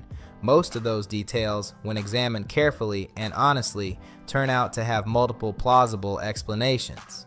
The genuinely significant evidence in this case is not in the interview transcripts. It is in the documented purchase records, the forensic evidence, the digital records, and the witness testimony that prosecutors have been assembling through formal legal channels for more than a year. The question of which specific interviews constitute the radio interviews the following morning referenced in the formally released case documents, meaning the morning of April 24th, remains genuinely unresolved. The case documents do not identify the specific outlets or programs. The public discussion of this question has proceeded through a combination of date matching, content analysis, and inference rather than confirmed factual identification. The most likely candidates based on available information are interviews published on or around April 24th to 25th, 2025, which encompasses the Songwriter Universe interview, the NME interview, and several other pieces published on April 25th. But published dates and recording dates are not the same thing, and none of those specific pieces have been publicly confirmed as corresponding to the April 24th reference in the formal documents. If and when those specific interviews are formally identified, whether through public statements from the outlets involved, through formal court proceedings, or through other verified channels, that identification would represent a meaningful, specific factual development in understanding this dimension of the case. Until then, the public discussion represents informed inference rather than confirmed factual determination. The preliminary hearing scheduled for July 21st, 2026 represents the next significant formal opportunity for specific evidentiary details of this kind to enter the public record through proper legal channels. If witnesses with knowledge of David's schedule during the April 23rd to 25th period testify at that hearing, or if documentation of specific interview schedules is formally introduced, those would be the kinds of concrete factual anchors that the public discussion of the interview timeline currently lacks. We will be covering the July 7th status conference and the July 21st preliminary hearing in full. Every confirmed development will be broken down for you as soon as reliable information becomes publicly available. Subscribe and turn on notifications so you are among the first to know. SpillHop. We do not just report the story, we slow it all the way down, go deeper than the headlines, and make sure you actually walk away understanding what is really happening and why it matters. Before we close entirely, one observation about the broader significance of the interview timeline as a phenomenon in public discourse around this case. The sustained and detailed effort that online communities have invested in reconstructing David's interview timeline from April through August 2025 reflects something genuinely important about how public engagement with high-profile criminal cases has changed in the contemporary media environment. The amount of research, date matching, content analysis, and comparative listening that has gone into mapping this specific timeline represents a level of crowdsourced investigative engagement that simply did not exist in the pre-internet era of criminal case coverage. That engagement has produced some genuinely useful observations, notably the Coachella reference in the Zach Sang Show interview that helps establish a probable recording date, and the editor's note in the Songwriter Universe article that documents the change in public context. It has also produced a substantial amount of speculation that treats subjective demeanor impressions and symbolic thematic interpretations as though they carry evidentiary weight they do not actually possess. The most responsible approach to this material, both for individual observers and for channels covering this story, is to treat the interview timeline as genuinely interesting historical and contextual documentation while being clear and consistent about the distinction between that contextual documentation and the formal evidentiary record that will determine the outcome of this case. Those are different things. Understanding that they are different things is what allows for responsible engagement with a story that has at its center not a media product or an interview record, but the tragedy of a young girl whose family continues waiting for accountability through the formal legal process. That process is where the most important remaining and genuinely significant questions in this entire case will be answered, and we will be here for every confirmed step of it, bringing you the same careful, thorough, and honest coverage that this story has always deserved. David. And I'm like, hey, this girl's saying that you're a 13-year-old, you need to explain yourself. He was like, dude, that's not even true. Like, she's like 19. And I was like, no, she's not. She said she's 13. Like, show me proof. And you know what? He showed me proof. And I was like, okay. I wasn't being stupid. I was like, no, show me proof. What? Okay? Like, I need to see actual evidence because The conversation surrounding the David Anthony Burke case has taken another unexpected turn. And this time, the attention is not centered on a court filing, a scheduled hearing, or a formal evidentiary development. Instead, attention has shifted toward the people from David's own circle who are finally beginning to speak. After months of online speculation, public debate, and growing scrutiny directed at those who were once closest to him, one familiar name has stepped forward in a more substantive way than before. I'm trying not to cry when I talk about this situation, but it's honestly hell. Literally, Jason was trying to get me kicked out of this party for no reason. And one of the things that I always come on here and try and vouch for with people, especially like people who are a little bit more like awkward like I am, like bro ganged up hella people against me for me to get kicked out of somewhere where I wasn't doing it. I met David when I was modeling on a set. I got hired as a model on his set. We hung out, hired as a stylist on his tour. Asia Collins, known to many as someone who was once very publicly close to David, Asia's recent comments have quickly become a major topic of conversation, and they have raised as many questions as they have answered. We used to be friends, but obviously when I found everything out, we stopped being friends. Like, do you think I still support this guy? No. Good. And when all this stuff came out about David and them, it was really, really frustrating and honestly just difficult because for a long time, many people following this case wondered whether anyone from David's immediate social circle would publicly address the situation in meaningful terms. Asia had remained largely quiet for an extended period while speculation continued to build online. Several short social media posts, a Reddit AMA, and a live stream in which the central situation was barely addressed, those represented the sum total of her public engagement with a story in which her name had become one of the most consistently discussed. That limited public presence only fueled more questions. Why so little? Why so late? What was she waiting for? a lot of people were affected. That's what a lot of people are not going to understand. Like people are attacking Jason for the David thing. All Jason did was make some songs with bro. Maybe they were friends, but why are people blaming David's actions on Jason? Sakura was at Jason or David's house with me on the 4th of July party. Does that mean that David's actions equal Sakura? No. Now, with Asia choosing to speak more openly, people are paying close attention to what she has to say, and whether it provides any genuine new insight into the events that have been unfolding in the formal case record and in public discussion. One point that has been consistently raised as Asia's public profile in this story developed is a concern that some people connected to David have appeared more focused on managing their own public image than on addressing the larger situation. That perception has followed Asia specifically because of how closely and how publicly she was associated with David in the period before this case became national news. Live streams, social media content, events. Asia was one of the most visible people in David's orbit. And I've never wanted anyone to get attacked for David's actions. And I'm vouching for people because people like myself, like I'm getting attacked as well for things. And I've been fully cooperative with investigators and police and stuff like that because that's what I want to do. And so I just decided, I started crying. Like, being transparent, I started crying in front of my friends. I'm not a big crier, but, I just got emotional. When the case became public and that orbit was suddenly scrutinized in a very different way, her comparative silence stood out in proportion to how visible she had previously been.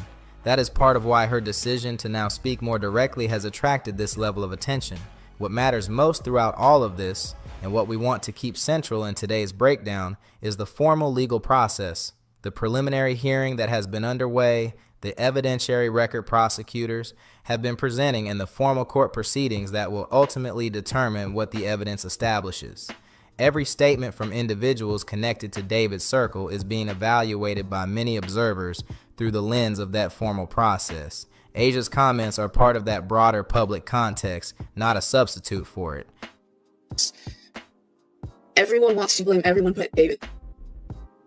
Why are we blaming Jason? Why are we blaming Sakura? Why are we blaming me? Why are we...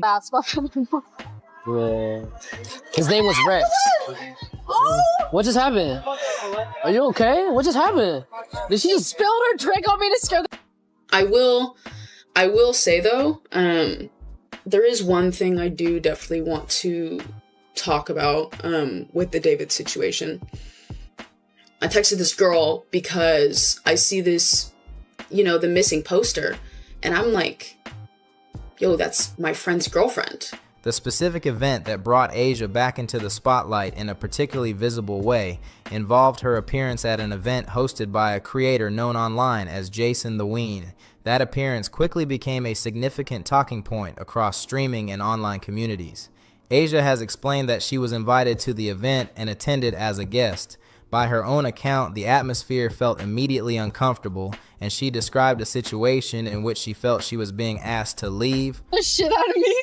Oh my God. Is she okay? Wait. What is she doing? Wait, no. Celeste. Hold on.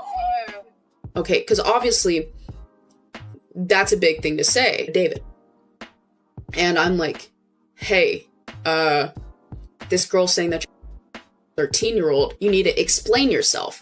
A dynamic, she says, became apparent almost from the moment she arrived. The exact specifics of what occurred at the event remain unconfirmed, and the full context has not been independently verified. What is significant about this specific moment is less what happened at the event itself and more what it catalyzed in terms of Asia's decision to begin speaking more directly about the broader situation. He was like, dude, that's not even true. Like, she's like 19. And I was like, no, she's not. She said she's 13. Like, show me proof. And you know what? He showed me proof. And I was like, okay. Oh, no. Yeah, not fun now. Oh my God, no, she is. Oh. It was a while ago. She spilled her stizzy over the ledge. It's okay. Where? Over that ledge, shawty. Just real quick. I will buy you a new stizzy myself. Do not go. Nah, you should go over the ledge. You should do a backflip too. Where is it? It's somewhere down there, which means she can't reach it. Oh my God, you gotta do a backflip and get it. Her decision to address the event publicly led directly into a broader live stream in which she finally began engaging with the central questions that had been following her. Asia's appearance at that event also drew attention because of Jason's prior connection to the same online spaces in which David had built his career and community. The specific circles of creators, streamers, and content figures who crossed paths with David during his rise have all come under varying degrees of public scrutiny in the context of this case. For many observers, Asia's appearance at an event connected to that broader ecosystem and the reaction it generated illustrated exactly how thoroughly the associations of David's social world have been recontextualized by everything that has since become public. I wasn't being stupid. I was like, no, show me proof. What? Okay? Like, I need to see actual evidence because ain't no way you try to go do a backflip to get it. Oh my God. I'm way too strong to let you go over that ledge. I'll pick you up and take you home. No, you're not going over that. Damn, you she going, man. I'm not that girl. All right, I'll meet you upstairs then. I was like, okay, like, honestly, I'm tripping. Thing about the internet is I could give you guys all the information in the world. Y'all still will not believe me. It really doesn't matter what I say. People are just not going to believe me. Saying, like, it doesn't matter if I give you the answers. The internet's always going to spin things. Or interfering with David's defense. Show the proof. I have not protected anyone. Proof? The immediate online reaction was intense, not because the event itself was significant in a formal evidentiary sense. It was not, but because it brought Asia back into public view in a highly visible setting, triggering renewed questions about her choices and her perspective. That renewed attention is what led her to the more direct public engagement that has since become the subject of this breakdown. One of the most significant things Asia has said in her recent public statements concerns what she was told and shown by David about Celeste's age.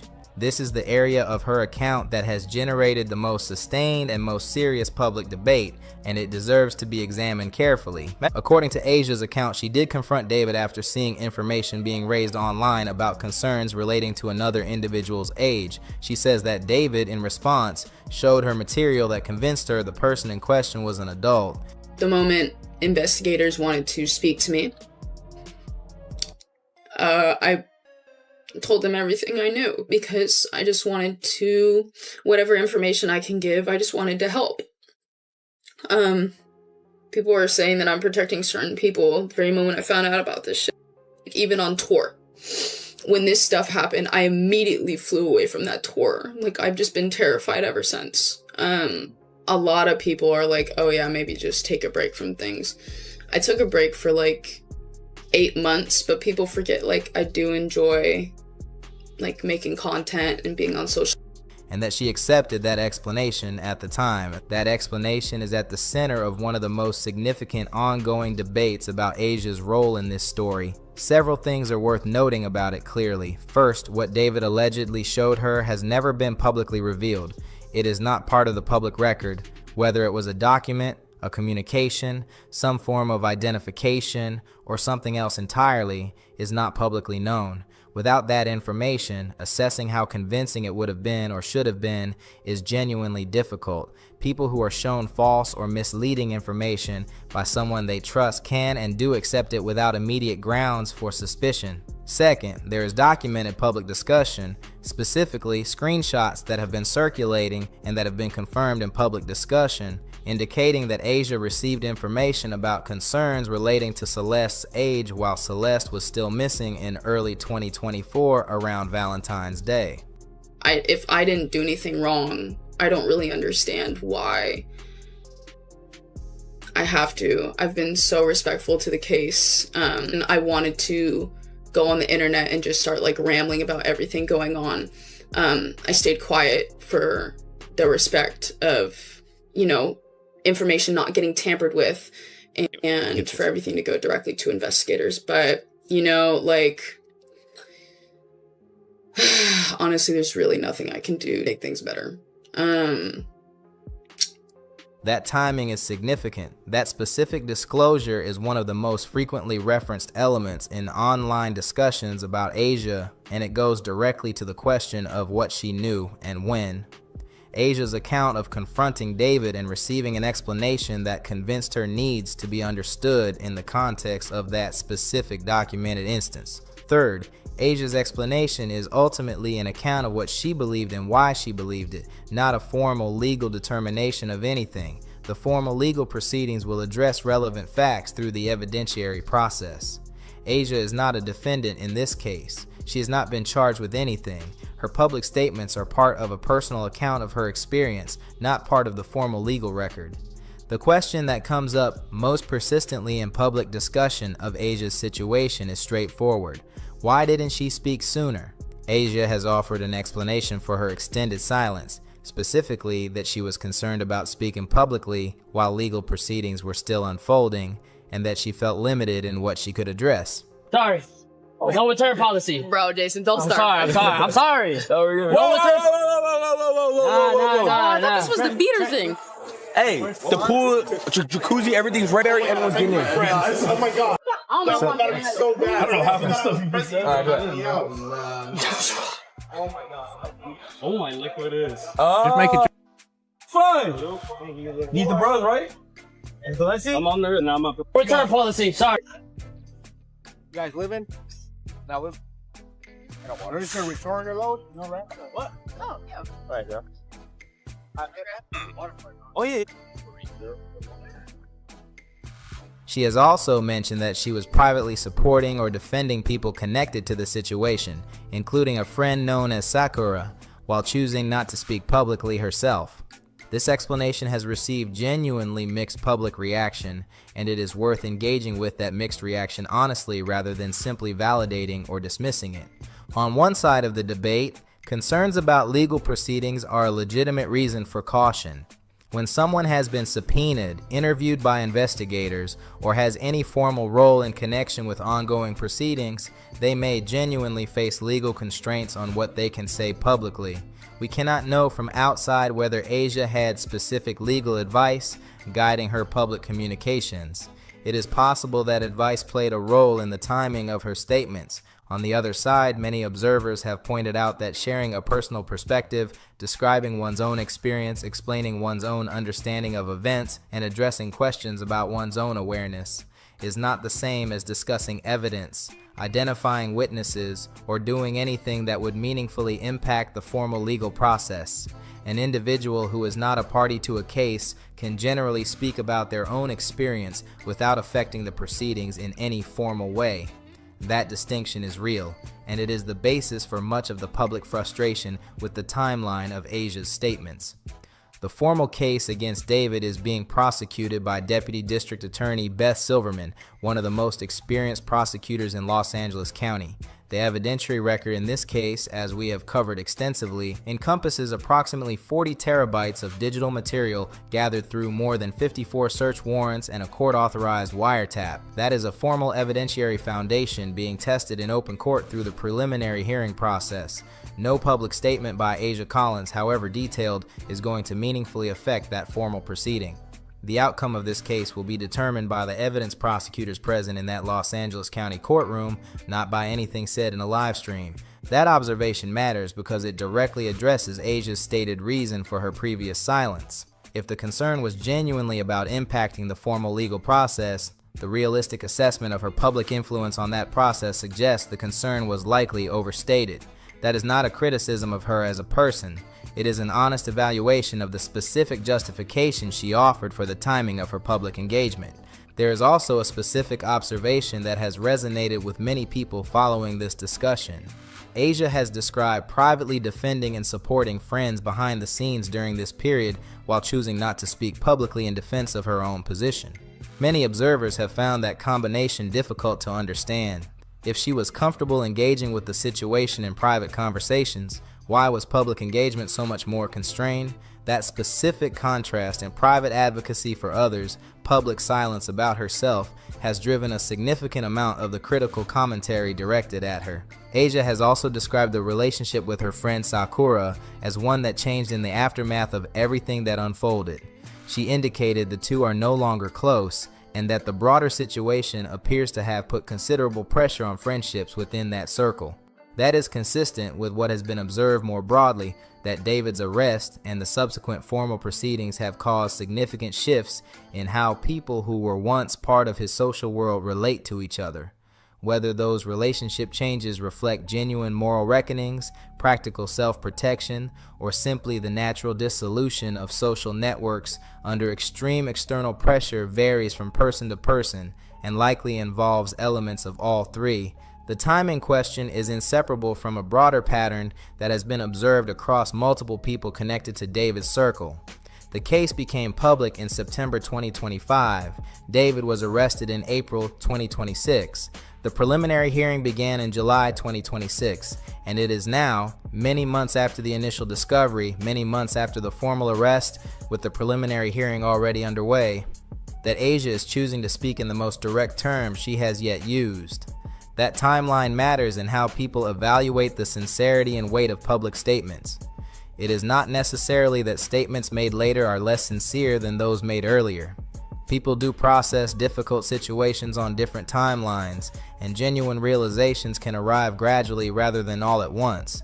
But there is also a structural reality that the longer someone waits to speak in situations like this, the more the audience questions whether the timing reflects genuine readiness or whether it reflects external factors, such as the diminishing viability of any expectation that David's professional situation might eventually recover, combined with the mounting pressure of being associated with someone whose case has only grown more serious over time. That is a pointed but not unfair observation. It has been raised frequently in public discussion and deserves to be addressed directly rather than sidestepped. The observation is not that Asia's current statements are false. It is that waiting until July 2026 to say things that could arguably have been said much earlier is a choice that invites scrutiny about what drove the timeline. Asia has also addressed the nature of her relationship with David directly. She has stated that the rumors and speculation that circulated online about the character of their relationship did not accurately reflect what it actually was. She has pushed back against various claims that spread across social media and has attempted to clarify her own position. The importance of that clarification is limited in one specific respect. The formal case against David does not turn on the nature of his relationship with Asia.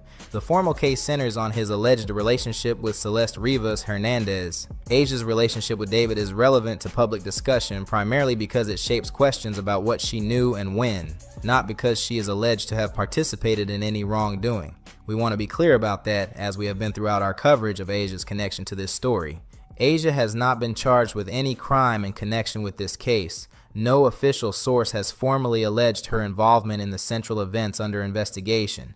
The scrutiny she has faced is scrutiny of association, of awareness, and of what she knew or should have known, not scrutiny of direct participation.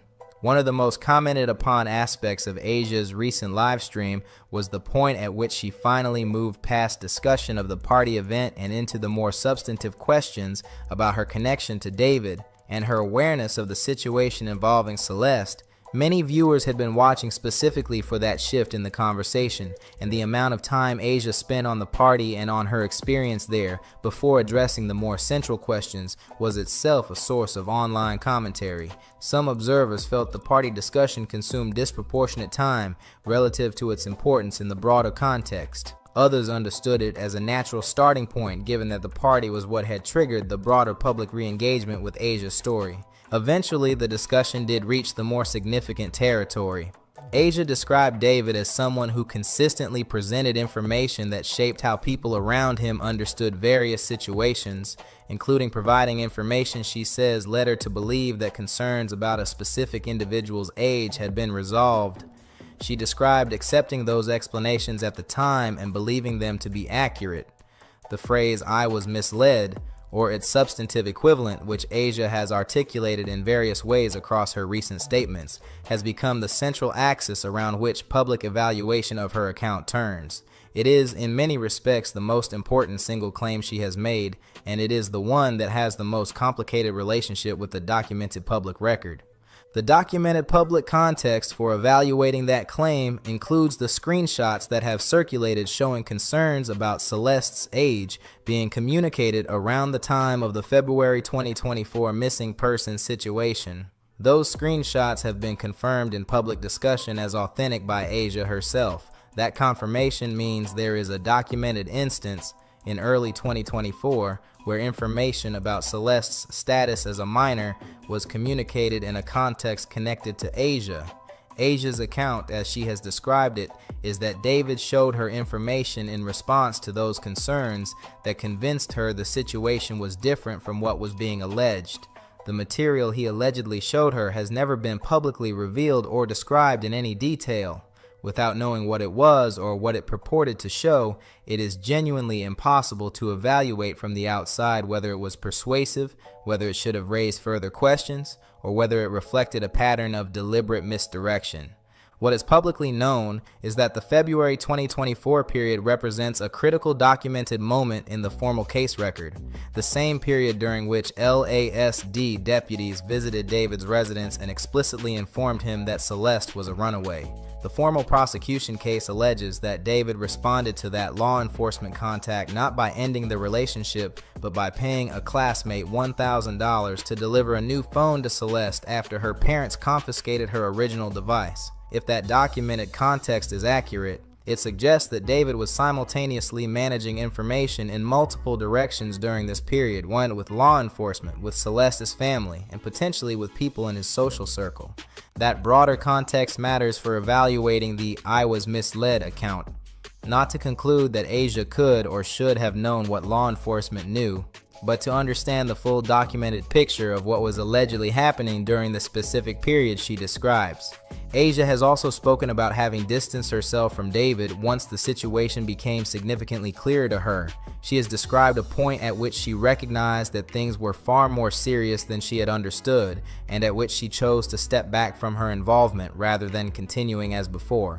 Many observers have welcomed that description as an important acknowledgement. one that represents a more direct and substantive public position than anything she had previously shared. At the same time, many have continued to ask the same foundational question that has run through this entire discussion. What specifically triggered that realization? When did it happen? And what was the sequence of events that moved her from accepting David's explanations to recognizing that those explanations were inadequate? Those details remain unpublicized. Asia has acknowledged the broad arc: confrontation, explanation, acceptance, eventual recognition, distancing, without providing the specific timeline and trigger points that would allow people following this story to evaluate that arc in its full context. The most important single missing piece, as many observers have noted, remains the material David allegedly showed her. If that material is ever publicly described or becomes part of the formal record, it could significantly change how people evaluate Asia's account of her own awareness. Until then, the gap between "he showed me something convincing" and "but we don't know what it was" will remain at the center of how this part of the story is discussed. Let us address the criticism that Asia's livestream generated, because some of it is substantive and deserves direct engagement rather than summary dismissal. The most pointed criticism directed at Asia's approach across her recent statements centers on the observable gap between her private behavior and her public behavior during this period. She has described defending friends in private conversations while maintaining limited public engagement with her own position. Many observers find that combination inconsistent. If she was willing to take positions privately, what specifically prevented her from doing so publicly? The answer she has offered, legal caution, is, as discussed, one that many observers find inadequate on its own, given that her public statements involve personal experience and perspective rather than formal evidence or legal conclusions. Whether or not that explanation is the complete picture, it has not fully satisfied the people who have been asking the underlying question. A second substantive criticism is that the framing of some of Asia's public statements, particularly around her experience at the party and the social dynamics of the creator community, has occasionally felt like it centers her own experience in a context where many observers believe the focus should remain on Celeste Rivas Hernandez and the formal legal proceedings. That is a fair observation. When someone publicly connected to a case involving a young girl's passing spends significant time discussing their experience at a party, the contrast can feel jarring to people who are following the case primarily for reasons related to accountability rather than creator-community dynamics. That is not a criticism unique to Asia. It is a broader observation about how public figures connected to high-profile cases navigate the tension between their own public image and the gravity of the underlying situation. But it is a real tension, and it has been visible in the public reaction to aspects of her recent statements. At the same time, it is important to be consistent about what we are and are not saying about Asia Collins in this breakdown. We are not saying she was involved in the central events under investigation. There is no public evidence supporting that claim, and no official source has alleged it. We are not saying her account of being misled is false. She may genuinely have believed the information she was provided by David. People who trust someone can be and regularly are deceived by them, including in situations involving serious harm to others. We are not saying her decision to limit public statements was made in bad faith. Legal caution can be a genuine and legitimate reason for communication restraint.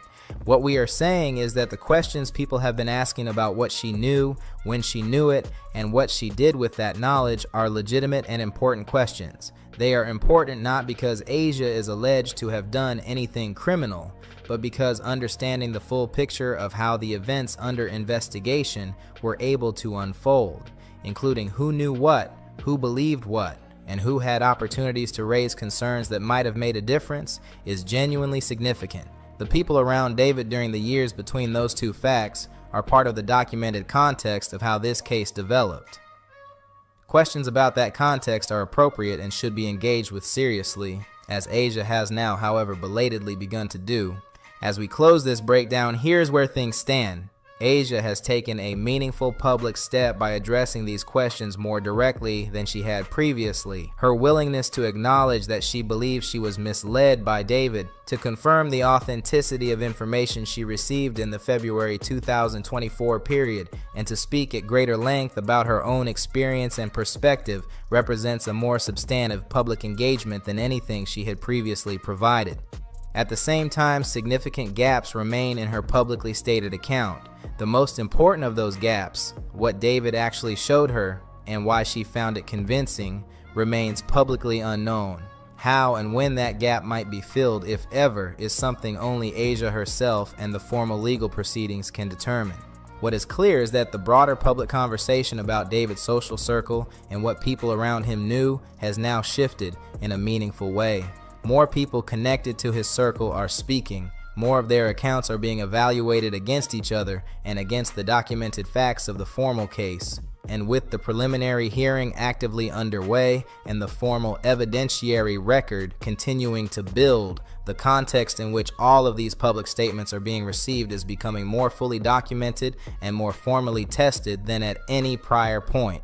We will continue covering the formal legal proceedings as the central and most important thread in this story, while also tracking public statements from individuals connected to the case when those statements are significant enough to warrant coverage. Asia's recent comments fall into that category. Everything going forward will be evaluated through the same standard we have maintained throughout this series. Grounded in formally established information, honest about what is confirmed versus what remains uncertain, and consistently keeping Celeste at the center of why this story matters.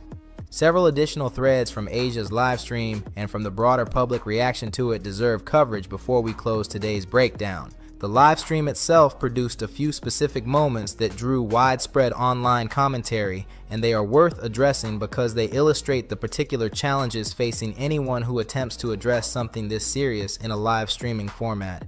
Throughout portions of the stream in which Asia was discussing genuinely serious topics, the investigation, her awareness of the situation, her relationship with David, live donation notifications, and viewer engagement alerts appeared on screen, as they do during all live streams. Several observers commented on the contrast between the gravity of the subject matter and the ongoing presence of real-time streaming engagement mechanics. This is not a criticism unique to Asia.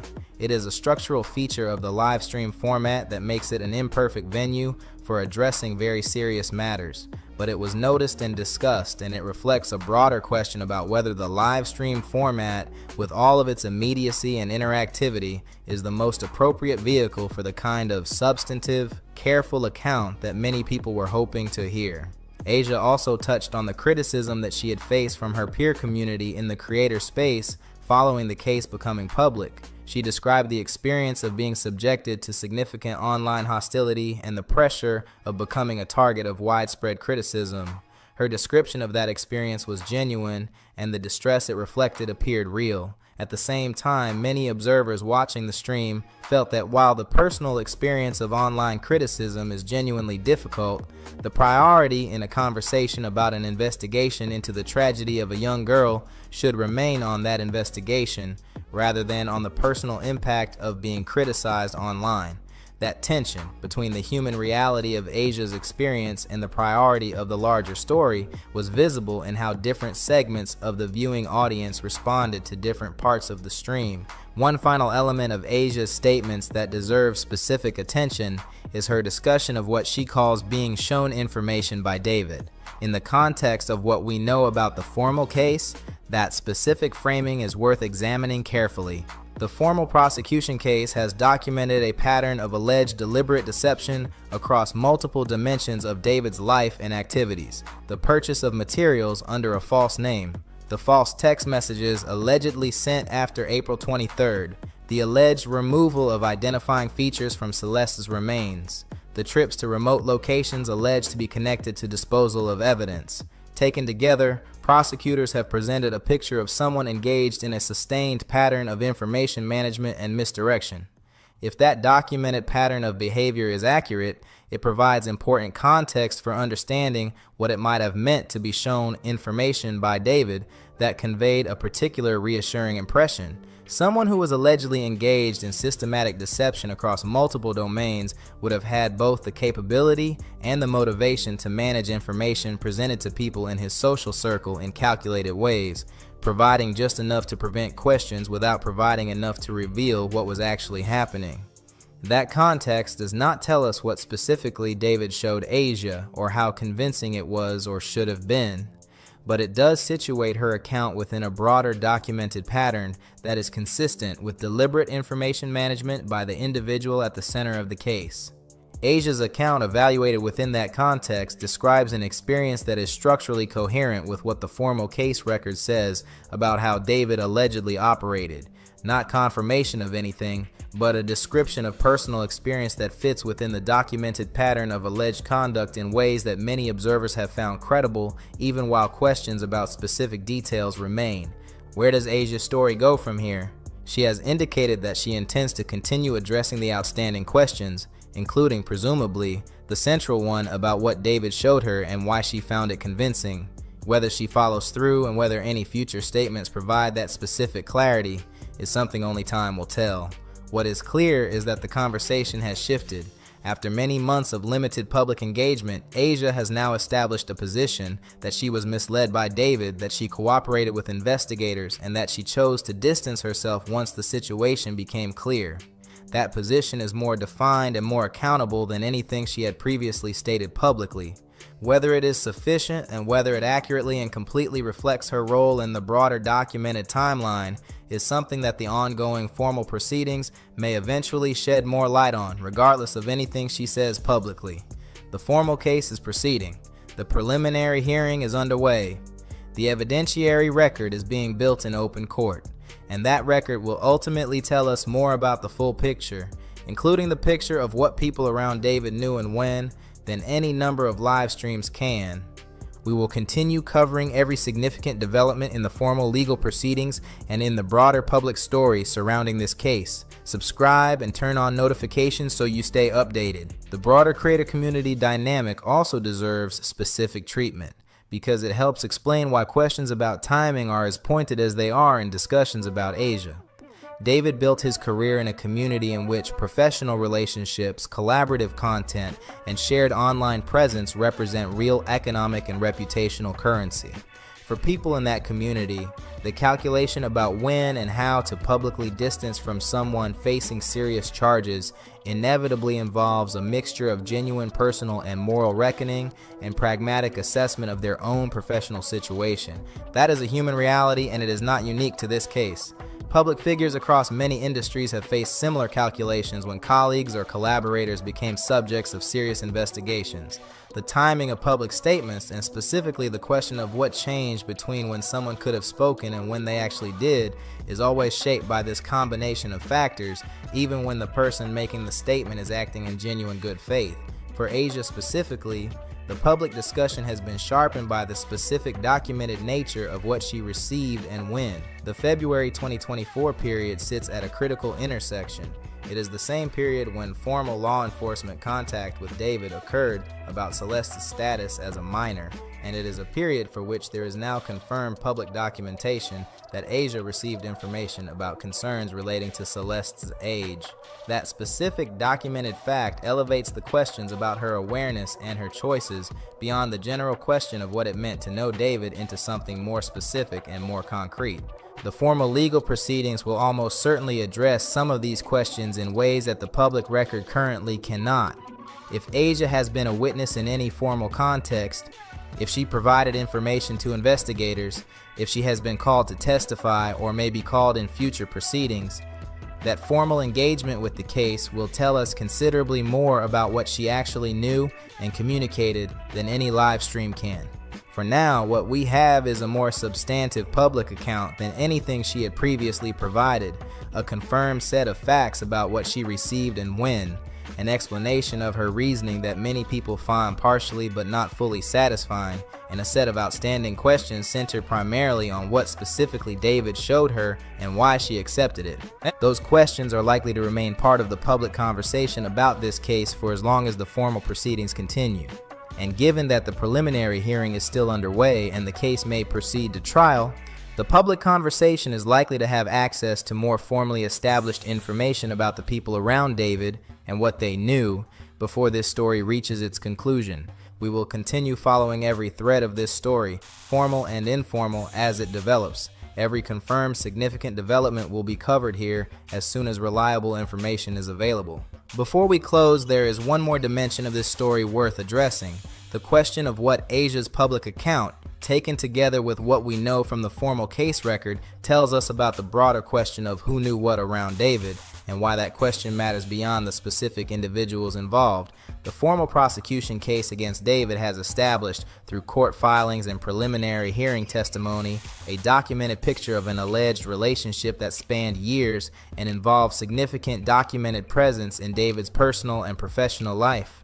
Celeste allegedly traveled with David to Las Vegas, London, and Texas. She allegedly spent weekends at his Hollywood Hills residence. A family group chat allegedly included her. She was allegedly present at events and in spaces connected to David's broader circle. That level of alleged documented presence is what makes the question of who was aware and who was not a genuinely significant one, not because awareness itself establishes wrongdoing, but because it speaks to the systemic question of how something of this alleged nature and duration can occur within what appeared to be a normal social and professional environment.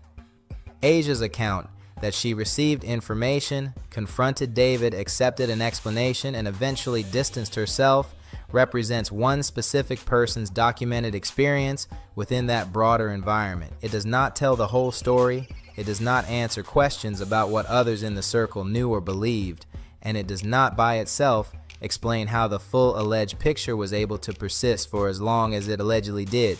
Those broader questions are ones that the formal legal proceedings will continue to address through witness testimony, through the examination of digital records and communications, and through whatever other evidence prosecutors introduce as the case progresses. The preliminary hearing has already begun to establish a significant formal public record. The days and weeks ahead will add to that record in ways that will likely change how some of these questions are understood. Asia's recent statements represent one data point in a much larger picture. They matter because she is a documented and publicly visible person in David's former circle, because she has confirmed receiving specific information at a specific documented time, and because her account, and whatever its limitations, adds to the growing body of public testimony about what life around David was like during the period under investigation. For Celeste Rivas Hernandez and her family, none of these conversations ultimately matter as much as what happens in that Los Angeles County courtroom. The formal accountability they are seeking will be determined by the evidence presented through the formal legal process, not by Asia's live stream, not by our coverage of it, and not by the online debates that surround all of it. We cover this story because it matters. We cover it carefully because getting it right matters, and we continue to keep Celeste at the center of why we do it.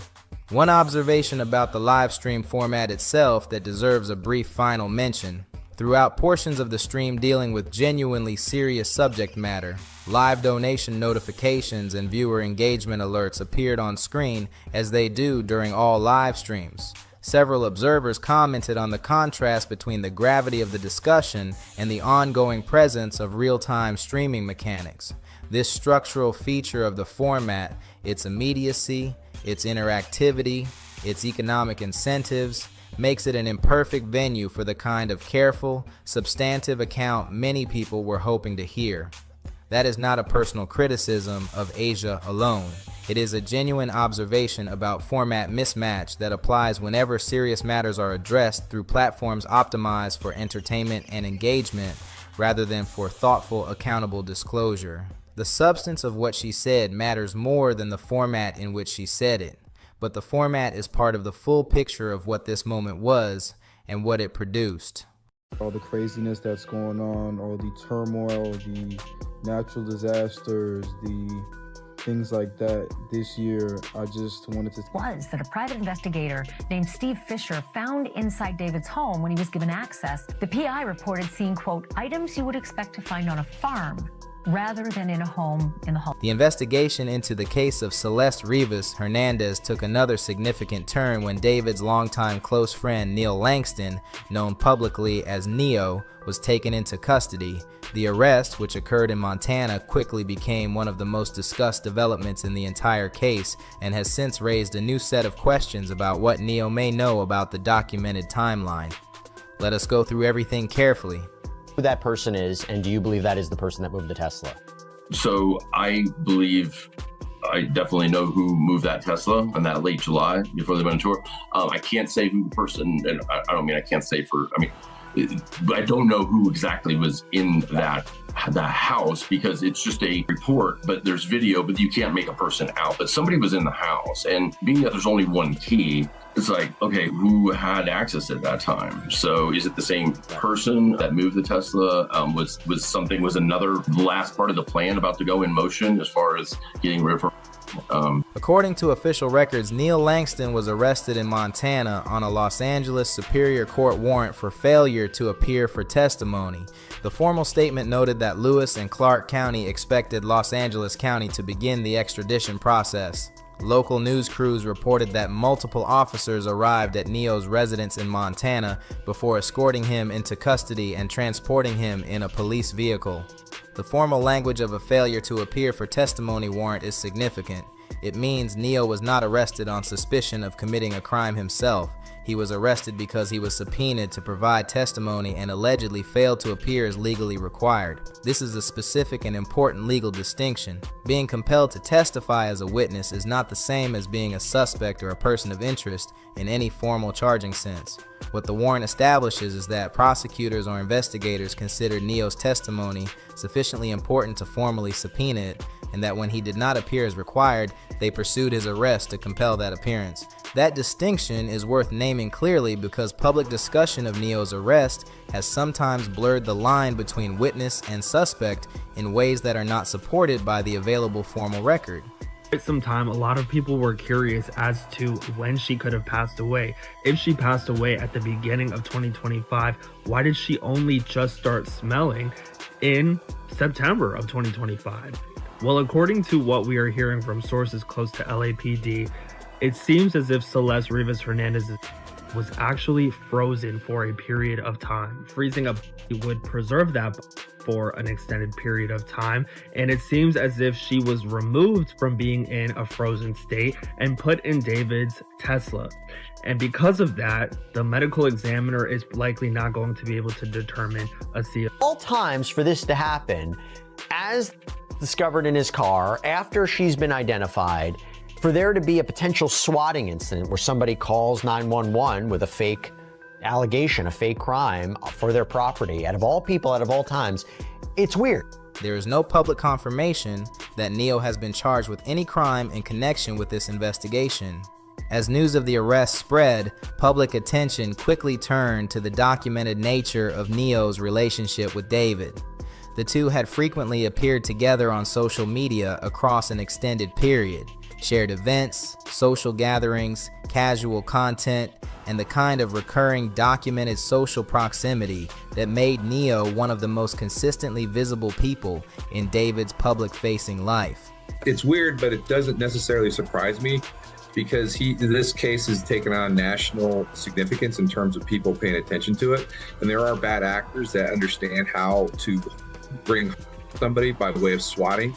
So somebody called the 911 system down there. They found the address online and basically made up a story for the cops to go there. And then they went in, and fortunately the police were very professional and they were able to immediately understand that it was a swatting incident and it wasn't a legit. Those documented appearances have naturally made him a figure of interest in public discussion about who was present in David's world during the period under investigation. However, as we want to state clearly, public social media appearances and close friendship with someone facing serious charges do not in themselves establish any wrongdoing on Neo's part. One publicly noted behavioral change that has attracted specific attention is that Neo reportedly removed all references to David from his social media accounts and unfollowed him on Instagram following David's arrest. Indication about where David is right now? I don't. I have no idea. And it's kind of bizarre because his group has stayed so silent, what's left of his group, I guess. And I'm not even sure the conversations that the owner did have with his management in breaking that lease. I'm not even 100% sure his management knows at this time where he's at. I think his attorney might be the only one, and his parents. The timing of those changes generated immediate public discussion. Why would someone publicly distance themselves from a friend through social media modifications in the immediate aftermath of that friend's arrest? There are multiple entirely ordinary explanations for that kind of behavior. Someone with no involvement in wrongdoing might still choose to create public distance from a person facing serious charges for personal, professional, or reputational reasons that have nothing to do with culpability. Someone with relevant knowledge might choose to create distance as part of navigating their own legal situation. Right. Could a court look at this and say, this was a deliberate attempt to what you say, concealing assets, and they could breach it, they could pierce it, they could say, even though that you've transferred this into your mother's name, that was invalid. This is a way for, let's say, a plaintiff who sues him, or let's say in a criminal judgment to pay that fine. Can a court look at that and say, even though you transferred it, it's still open season on those properties? Someone following legal advice might be counseled to reduce their public association with a co-accused or subject of investigation. Without additional confirmed information, the social media changes are a documented behavioral fact without a confirmed explanation. Neo had also made a public statement following David's arrest that circulated widely. That statement read, "Thankfully, I'm legally fine in every way, and boy do I got all my receipts for things." That statement, noted in prior coverage, generated sustained speculation about whether Neo was signaling awareness of documented evidence relevant to the case. Whether that interpretation is correct, or whether the statement reflects something more straightforward about Neo's personal legal situation, remains unconfirmed. What is now clear is that Neo is in the process of being extradited to Los Angeles to provide formal testimony. And that testimony, whatever it contains, is considered important enough by investigators to have pursued his arrest to compel it. Basically, an agent of chaos and kind of my alter ego, and the story of the manga went like I was a detective and there was an evil version of myself that would kind of come out at random moments, kind of like Fight Club with Tyler Durden, and he would commit the crimes that I would have to solve as the detective. So like when I was as the detective, I'd be like solving that I'm committing myself. And it was like a cool little story. I didn't think anything would come of it. Prosecutors are reportedly hoping Neo's testimony could clarify key questions that have remained unanswered about the documented timeline of events surrounding this investigation. Specifically, public discussion has pointed to questions about Neo's awareness of the alleged relationship between David and Celeste, his presence in or around David's professional and personal circle during the relevant period, and the extent of his knowledge of events before or after April 23, 2025. Private investigator Steve Pfizer, who has been publicly covering aspects of this investigation, raised a specific and notable claim in public statements that based on his investigation of David's social media and related records, it is possible that Neo may have been the last person to drive the Tesla connected to this case before it was ultimately towed and the discovery was made. I know I haven't posted on his account in a little minute, but I just had some words to share with you for 2025. Despite all the craziness that's going on, all the turmoil, the natural disasters, the pain and things like that this year, I just wanted to tell you guys not to be discouraged and not to lose hope and not to turn your face from God in these times of evil. And then it seems like just at the start of the year, it's literally January, and all this stuff is happening. It's like the most insane, it's February now, it's the most insane start to a year that I've ever seen. But we want to be direct about the evidentiary status of this claim. It is Pfizer's publicly stated investigative theory and has not been officially confirmed by law enforcement, prosecutors, or any court proceeding. It is a specific and significant claim that, if supported by formal evidence, would represent a major development in understanding the case timeline. But it is unconfirmed and should be treated as such.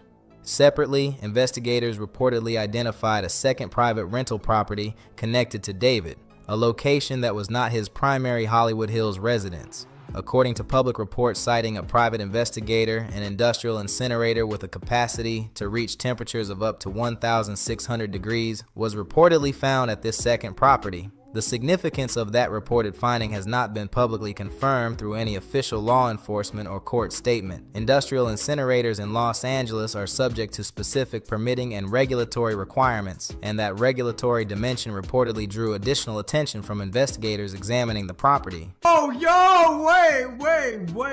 Oh, look it. Answer that one. That's so mean if you don't answer Which that. one? What's good, David? Big fan, mixed by me. Oh, thank you. Mitchell. I gotta stop with him if you even. We We need to delete this. Maz, can we delete all VODs? And then as soon as the stream ends, delete the stream too? According to reports, investigators are examining the belief that Celeste may have spent time at this second property during the documented period of her alleged relationship with David. Reporting suggests that David's main Hollywood Hills residence was primarily used for visible professional activities, collaborations, content creation, public-facing appearances, while the second property served a more private function. Whether that secondary location proves to have evidentiary significance in the formal prosecution will become clearer as the case moves toward the preliminary hearing. This is what's so puzzling about this. It is a very basic premise of law throughout the country that you can't transfer assets after the event happens that would otherwise trigger collecting on those assets. So we have rules in different states. Sometimes they're called fraudulent transfers. Sometimes they're called fraudulent conveyances. There's a lot of different names for them. But the crux of it is you cannot transfer assets. The investigation's documented timeline has been significantly expanded by reports about digital and photographic evidence connecting David and Celeste during specific periods in late 2024 and early 2025. According to investigators, digital records placed David and Celeste together in downtown Los Angeles during the night of December 30th into the early hours of December 31st, 2024. That documented presence together just months before the prosecution's April 23rd, 2025 focus date represents another specific documented point on the timeline of their alleged ongoing contact. Okay, so the plan is hopefully this music thing takes off crazy next year. Why is he saying? Why are you saying that like you're not like up there? Well, I'm not there yet, but hopefully it's like even crazier next year. And then I go on crazy year after year for the next 3 years, and then on the 4th year I retire. And on the 5th year I'm off the grid, living somewhere like on an island with this crazy crib, no social media, no digital footprint. I'm just gone. In 5 years, I'm gonna be gone. Will you still remember me? Yeah, bro. You'll have like the secret codes to the mansion. Yeah? You can pull up on every What's the secret code? Give us the first two numbers. Absolutely not. Private investigator Steve Pfizer also publicly shared information about what his investigation identified as the last publicly known photograph of Celeste. According to Pfizer's public statement, the most recent image his investigation uncovered was taken on January 2nd, 2025 at 5:05 p.m., placing Celeste in the Baldwin Hills area of Los Angeles at that specific time. He carefully noted that law enforcement investigators have access to substantially more extensive resources than any private investigation, and that official investigators may have additional evidence or images from dates after January 2nd. The stuff from 2023 was not about the Celeste girl that was obviously recently in the news. It's nothing to do with her. I didn't know about her. I didn't know she was... I maybe heard her name once or twice. I had nothing to do with her. The stuff I have from 2023 was nothing to do with Celeste. These were other girls that had claimed David had messaged them or had, relationships with them. And I want people to know that in 2023, I did try and bring the situation to light. And a lot of people remember, I was having a lot of... It got so bad that David's legal team had got in contact with me to remove everything. I've attached an email here that I received from his team in 2023. That caveat is important. January 2nd, 2025 represents the last date identified through his independent investigation, not necessarily the last date for which official investigators have confirmed evidence. Public discussion of this case has also surfaced a significant piece of concert-related footage that has attracted sustained attention. According to reports, video footage exists that appears to show Celeste attending one of David's concerts, with the footage potentially placing her at the event as late as June 27, 2024, if it is authentic and accurately dated. Reports indicate she appears to be visible backstage near David's brother in that footage. No official confirmation has been provided about the identity of the individual in the footage or about its dating and authenticity.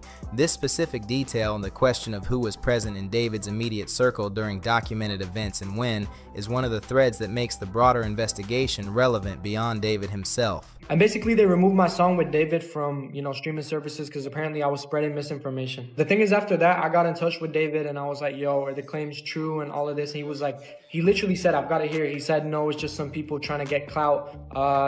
There's no evidence and stuff. After that, everything was shut down. Everything, no one else. If Celeste was present backstage at events where members of David's family and inner circle were also present, it bears on the broader question of who in that circle was aware of her existence in David's life and when. That question has already been raised through the formal case record, which documents that Celeste allegedly met David's family on trips to Texas and that a family group chat reportedly included her.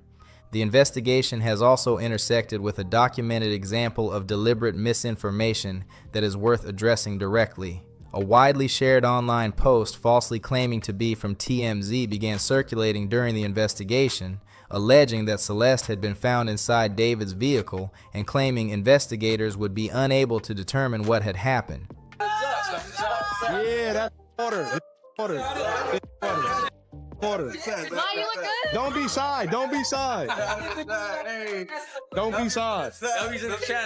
The post gained significant attention before authorities publicly rejected it, stating clearly that the circulating information was inaccurate and that the investigation was ongoing and active. This documented case of misinformation spreading during an active, high-profile investigation is a useful reminder of something we emphasize consistently in our coverage of this case.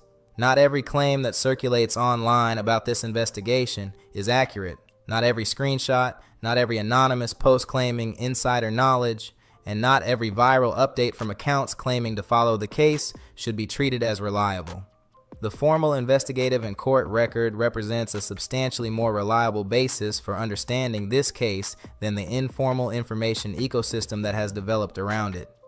One additional thread in public discussion that deserves careful and specific handling involves clothing-based visual comparisons that have circulated online, specifically comparisons between items worn in photos or video associated with Celeste and items worn by or visible near David in other documented footage. We have seen this pattern appear multiple times across the coverage of this case. The hoodie comparison, the shoe comparison from the cleaning video David posted, the concert footage footwear observation. We want to be consistent about how we handle these claims. Individual clothing comparisons made from online video screenshots by non-expert observers without official forensic confirmation represent one of the least reliable categories of information in any investigation. Fashion, where'd it go wrong? Ghost.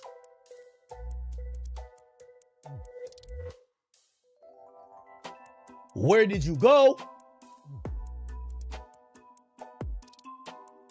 Afterlife. Similar looking hoodies, shoes, and casual clothing items are extremely common, and confident visual identification from low resolution or partial video footage is genuinely difficult even for trained forensic analysts with access to the original evidence. We note the existence of these circulating comparisons as part of documenting what is being discussed publicly without endorsing any specific claim about what they establish. Perhaps the most important and most emotionally resonant voice in the recent public discussion of this case came from Celeste's own brother, who addressed speculation circulating online about his level of awareness of what was happening between Celeste and David. He wrote publicly, "Why are people lying, saying that I knew more? I didn't. So I don't know why people are lying, trying to make me look bad. Celeste did nothing but love me. I was one of the only people she loved. I never knew information about anything up until the last time she left."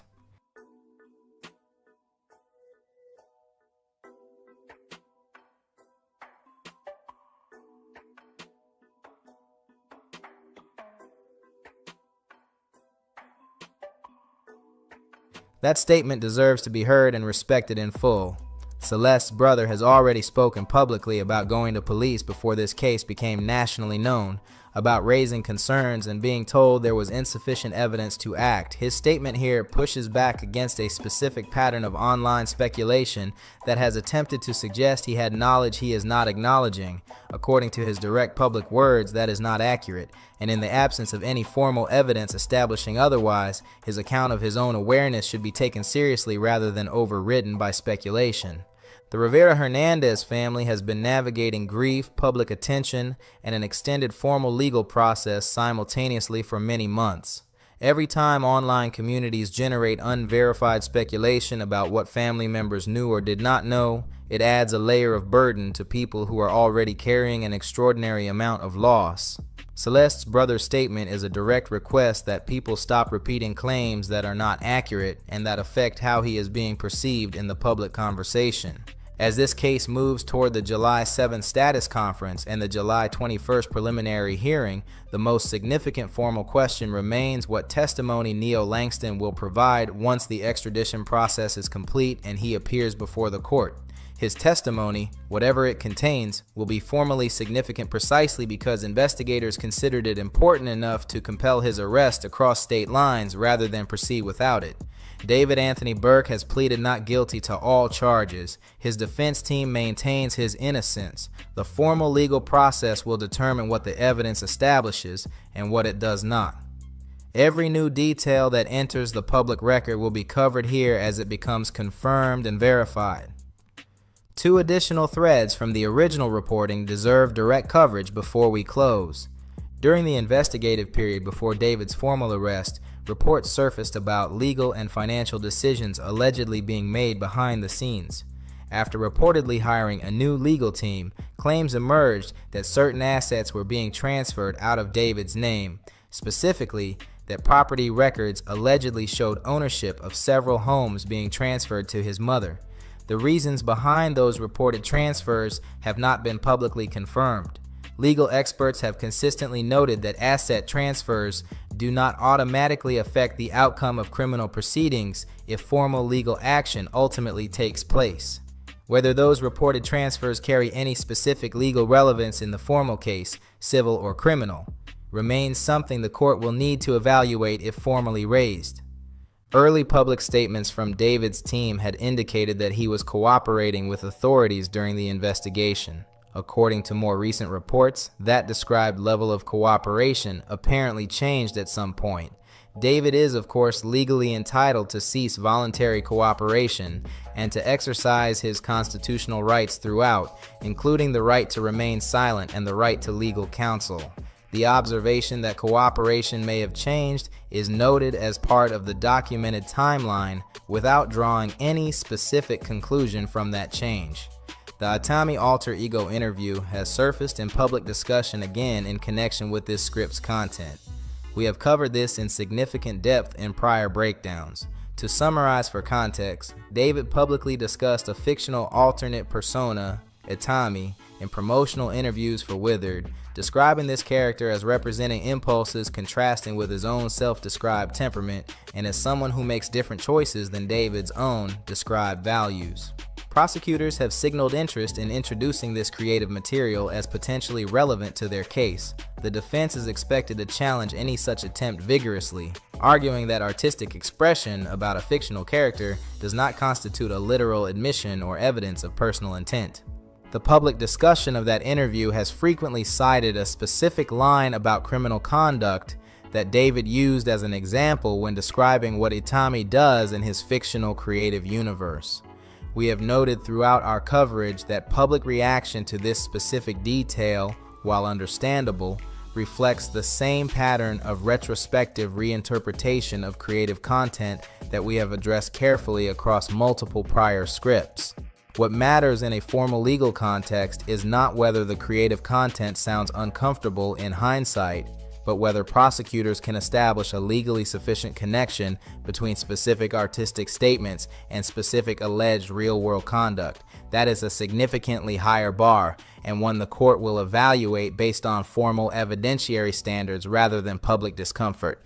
We will continue covering every confirmed development in this case as it proceeds toward its upcoming formal milestones. Subscribe and turn on notifications so you do not miss any updates as the extradition process unfolds. The preliminary hearing approaches on July 21st, and every significant confirmed development in this closely watched and genuinely consequential case continues to emerge. SpillHop. We do not just report the story. We slow it all the way down, go deeper than the headlines, and make sure you actually walk away understanding what is really happening and why it matters. Today, I am announcing the charges against David Anthony Burke, the musician known as David, spelled D4VD, in connection with the brutal and horrific murder of Celeste, a 14-year-old at that time. These charges include the most serious charges that a DA's office can bring. That is first-degree murder with special circumstances. After months of court delays, procedural hearings, scheduling conferences, and incremental updates, the David Anthony Burke case has officially entered its most significant phase yet.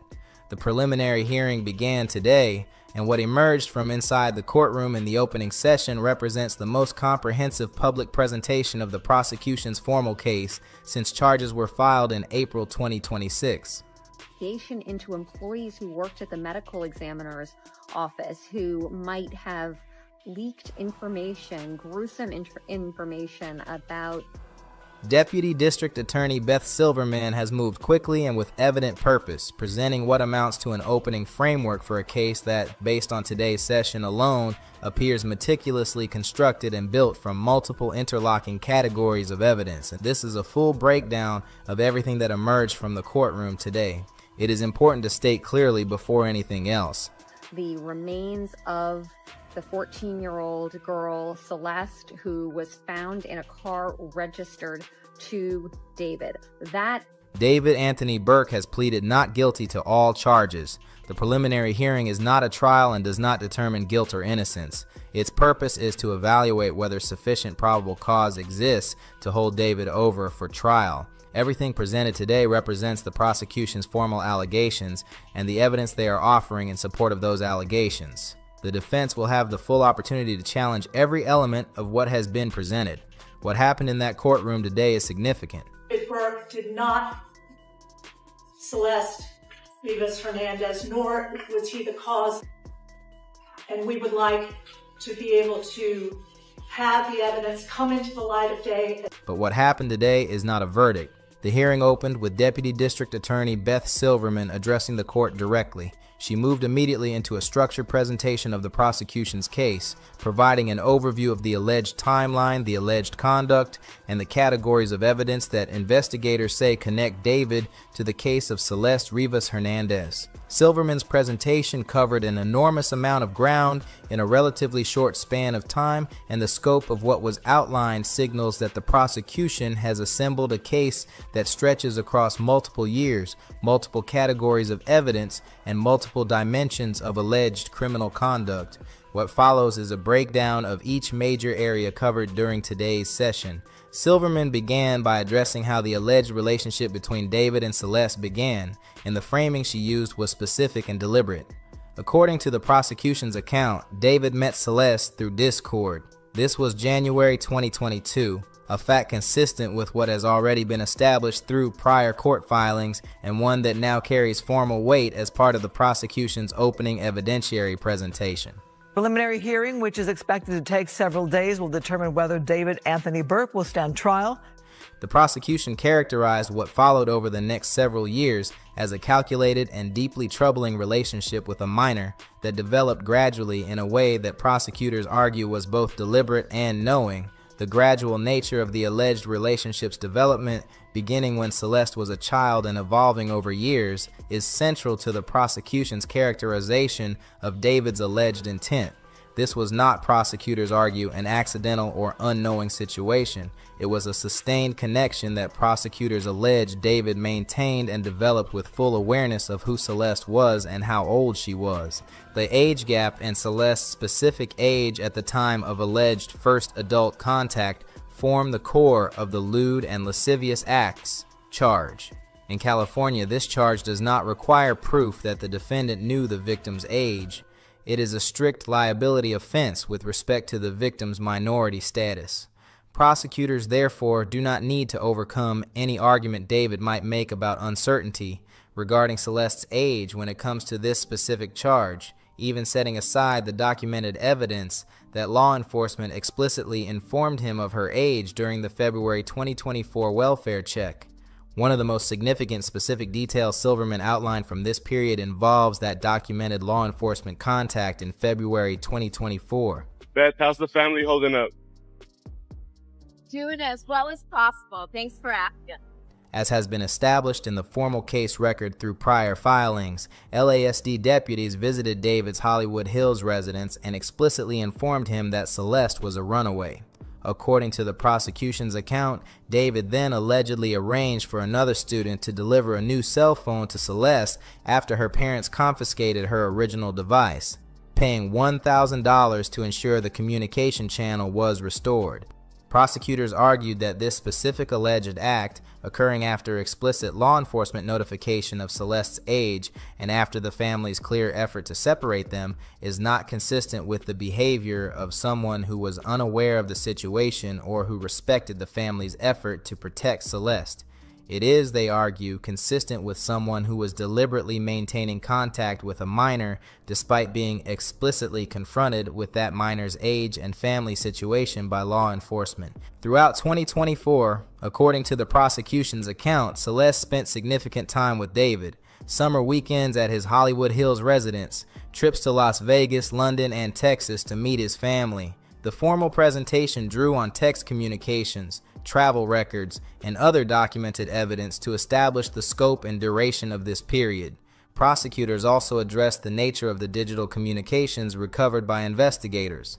According to Silverman's presentation, those communications included references to a possible pregnancy, to Plan B, and to the nature of the alleged relationship. What will happen to some of this evidence that is now under scrutiny?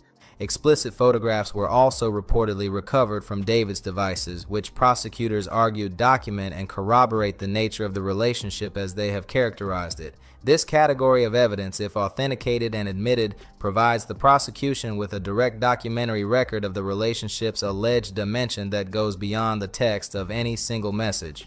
The prosecution then turned to what they described as the critical escalation period in early 2025, the months of increasingly volatile communication between David and Celeste that led into the events of April 23rd. According to testimony and evidence presented today, the communication between David and Celeste in the period leading into April 2025 reflected growing emotional instability and escalating conflict. Celeste reportedly communicated her distress about the nature of the relationship and expressed her belief that David did not care for her the way she cared for him.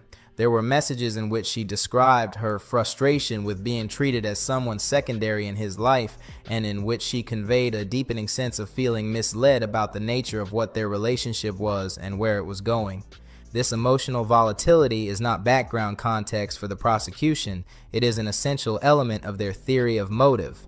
The prosecution's argument is not simply that David feared public exposure, it is that the specific texture of his alleged relationship with Celeste, the emotional dynamic, the alleged manipulation, the growing instability, created conditions under which Celeste's threat to go public was credible, specific, and genuinely threatening to everything David had built professionally.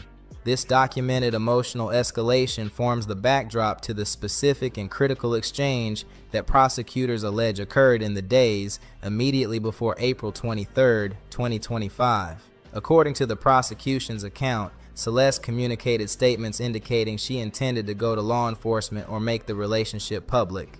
She described what she would tell people. She made clear she was prepared to take action.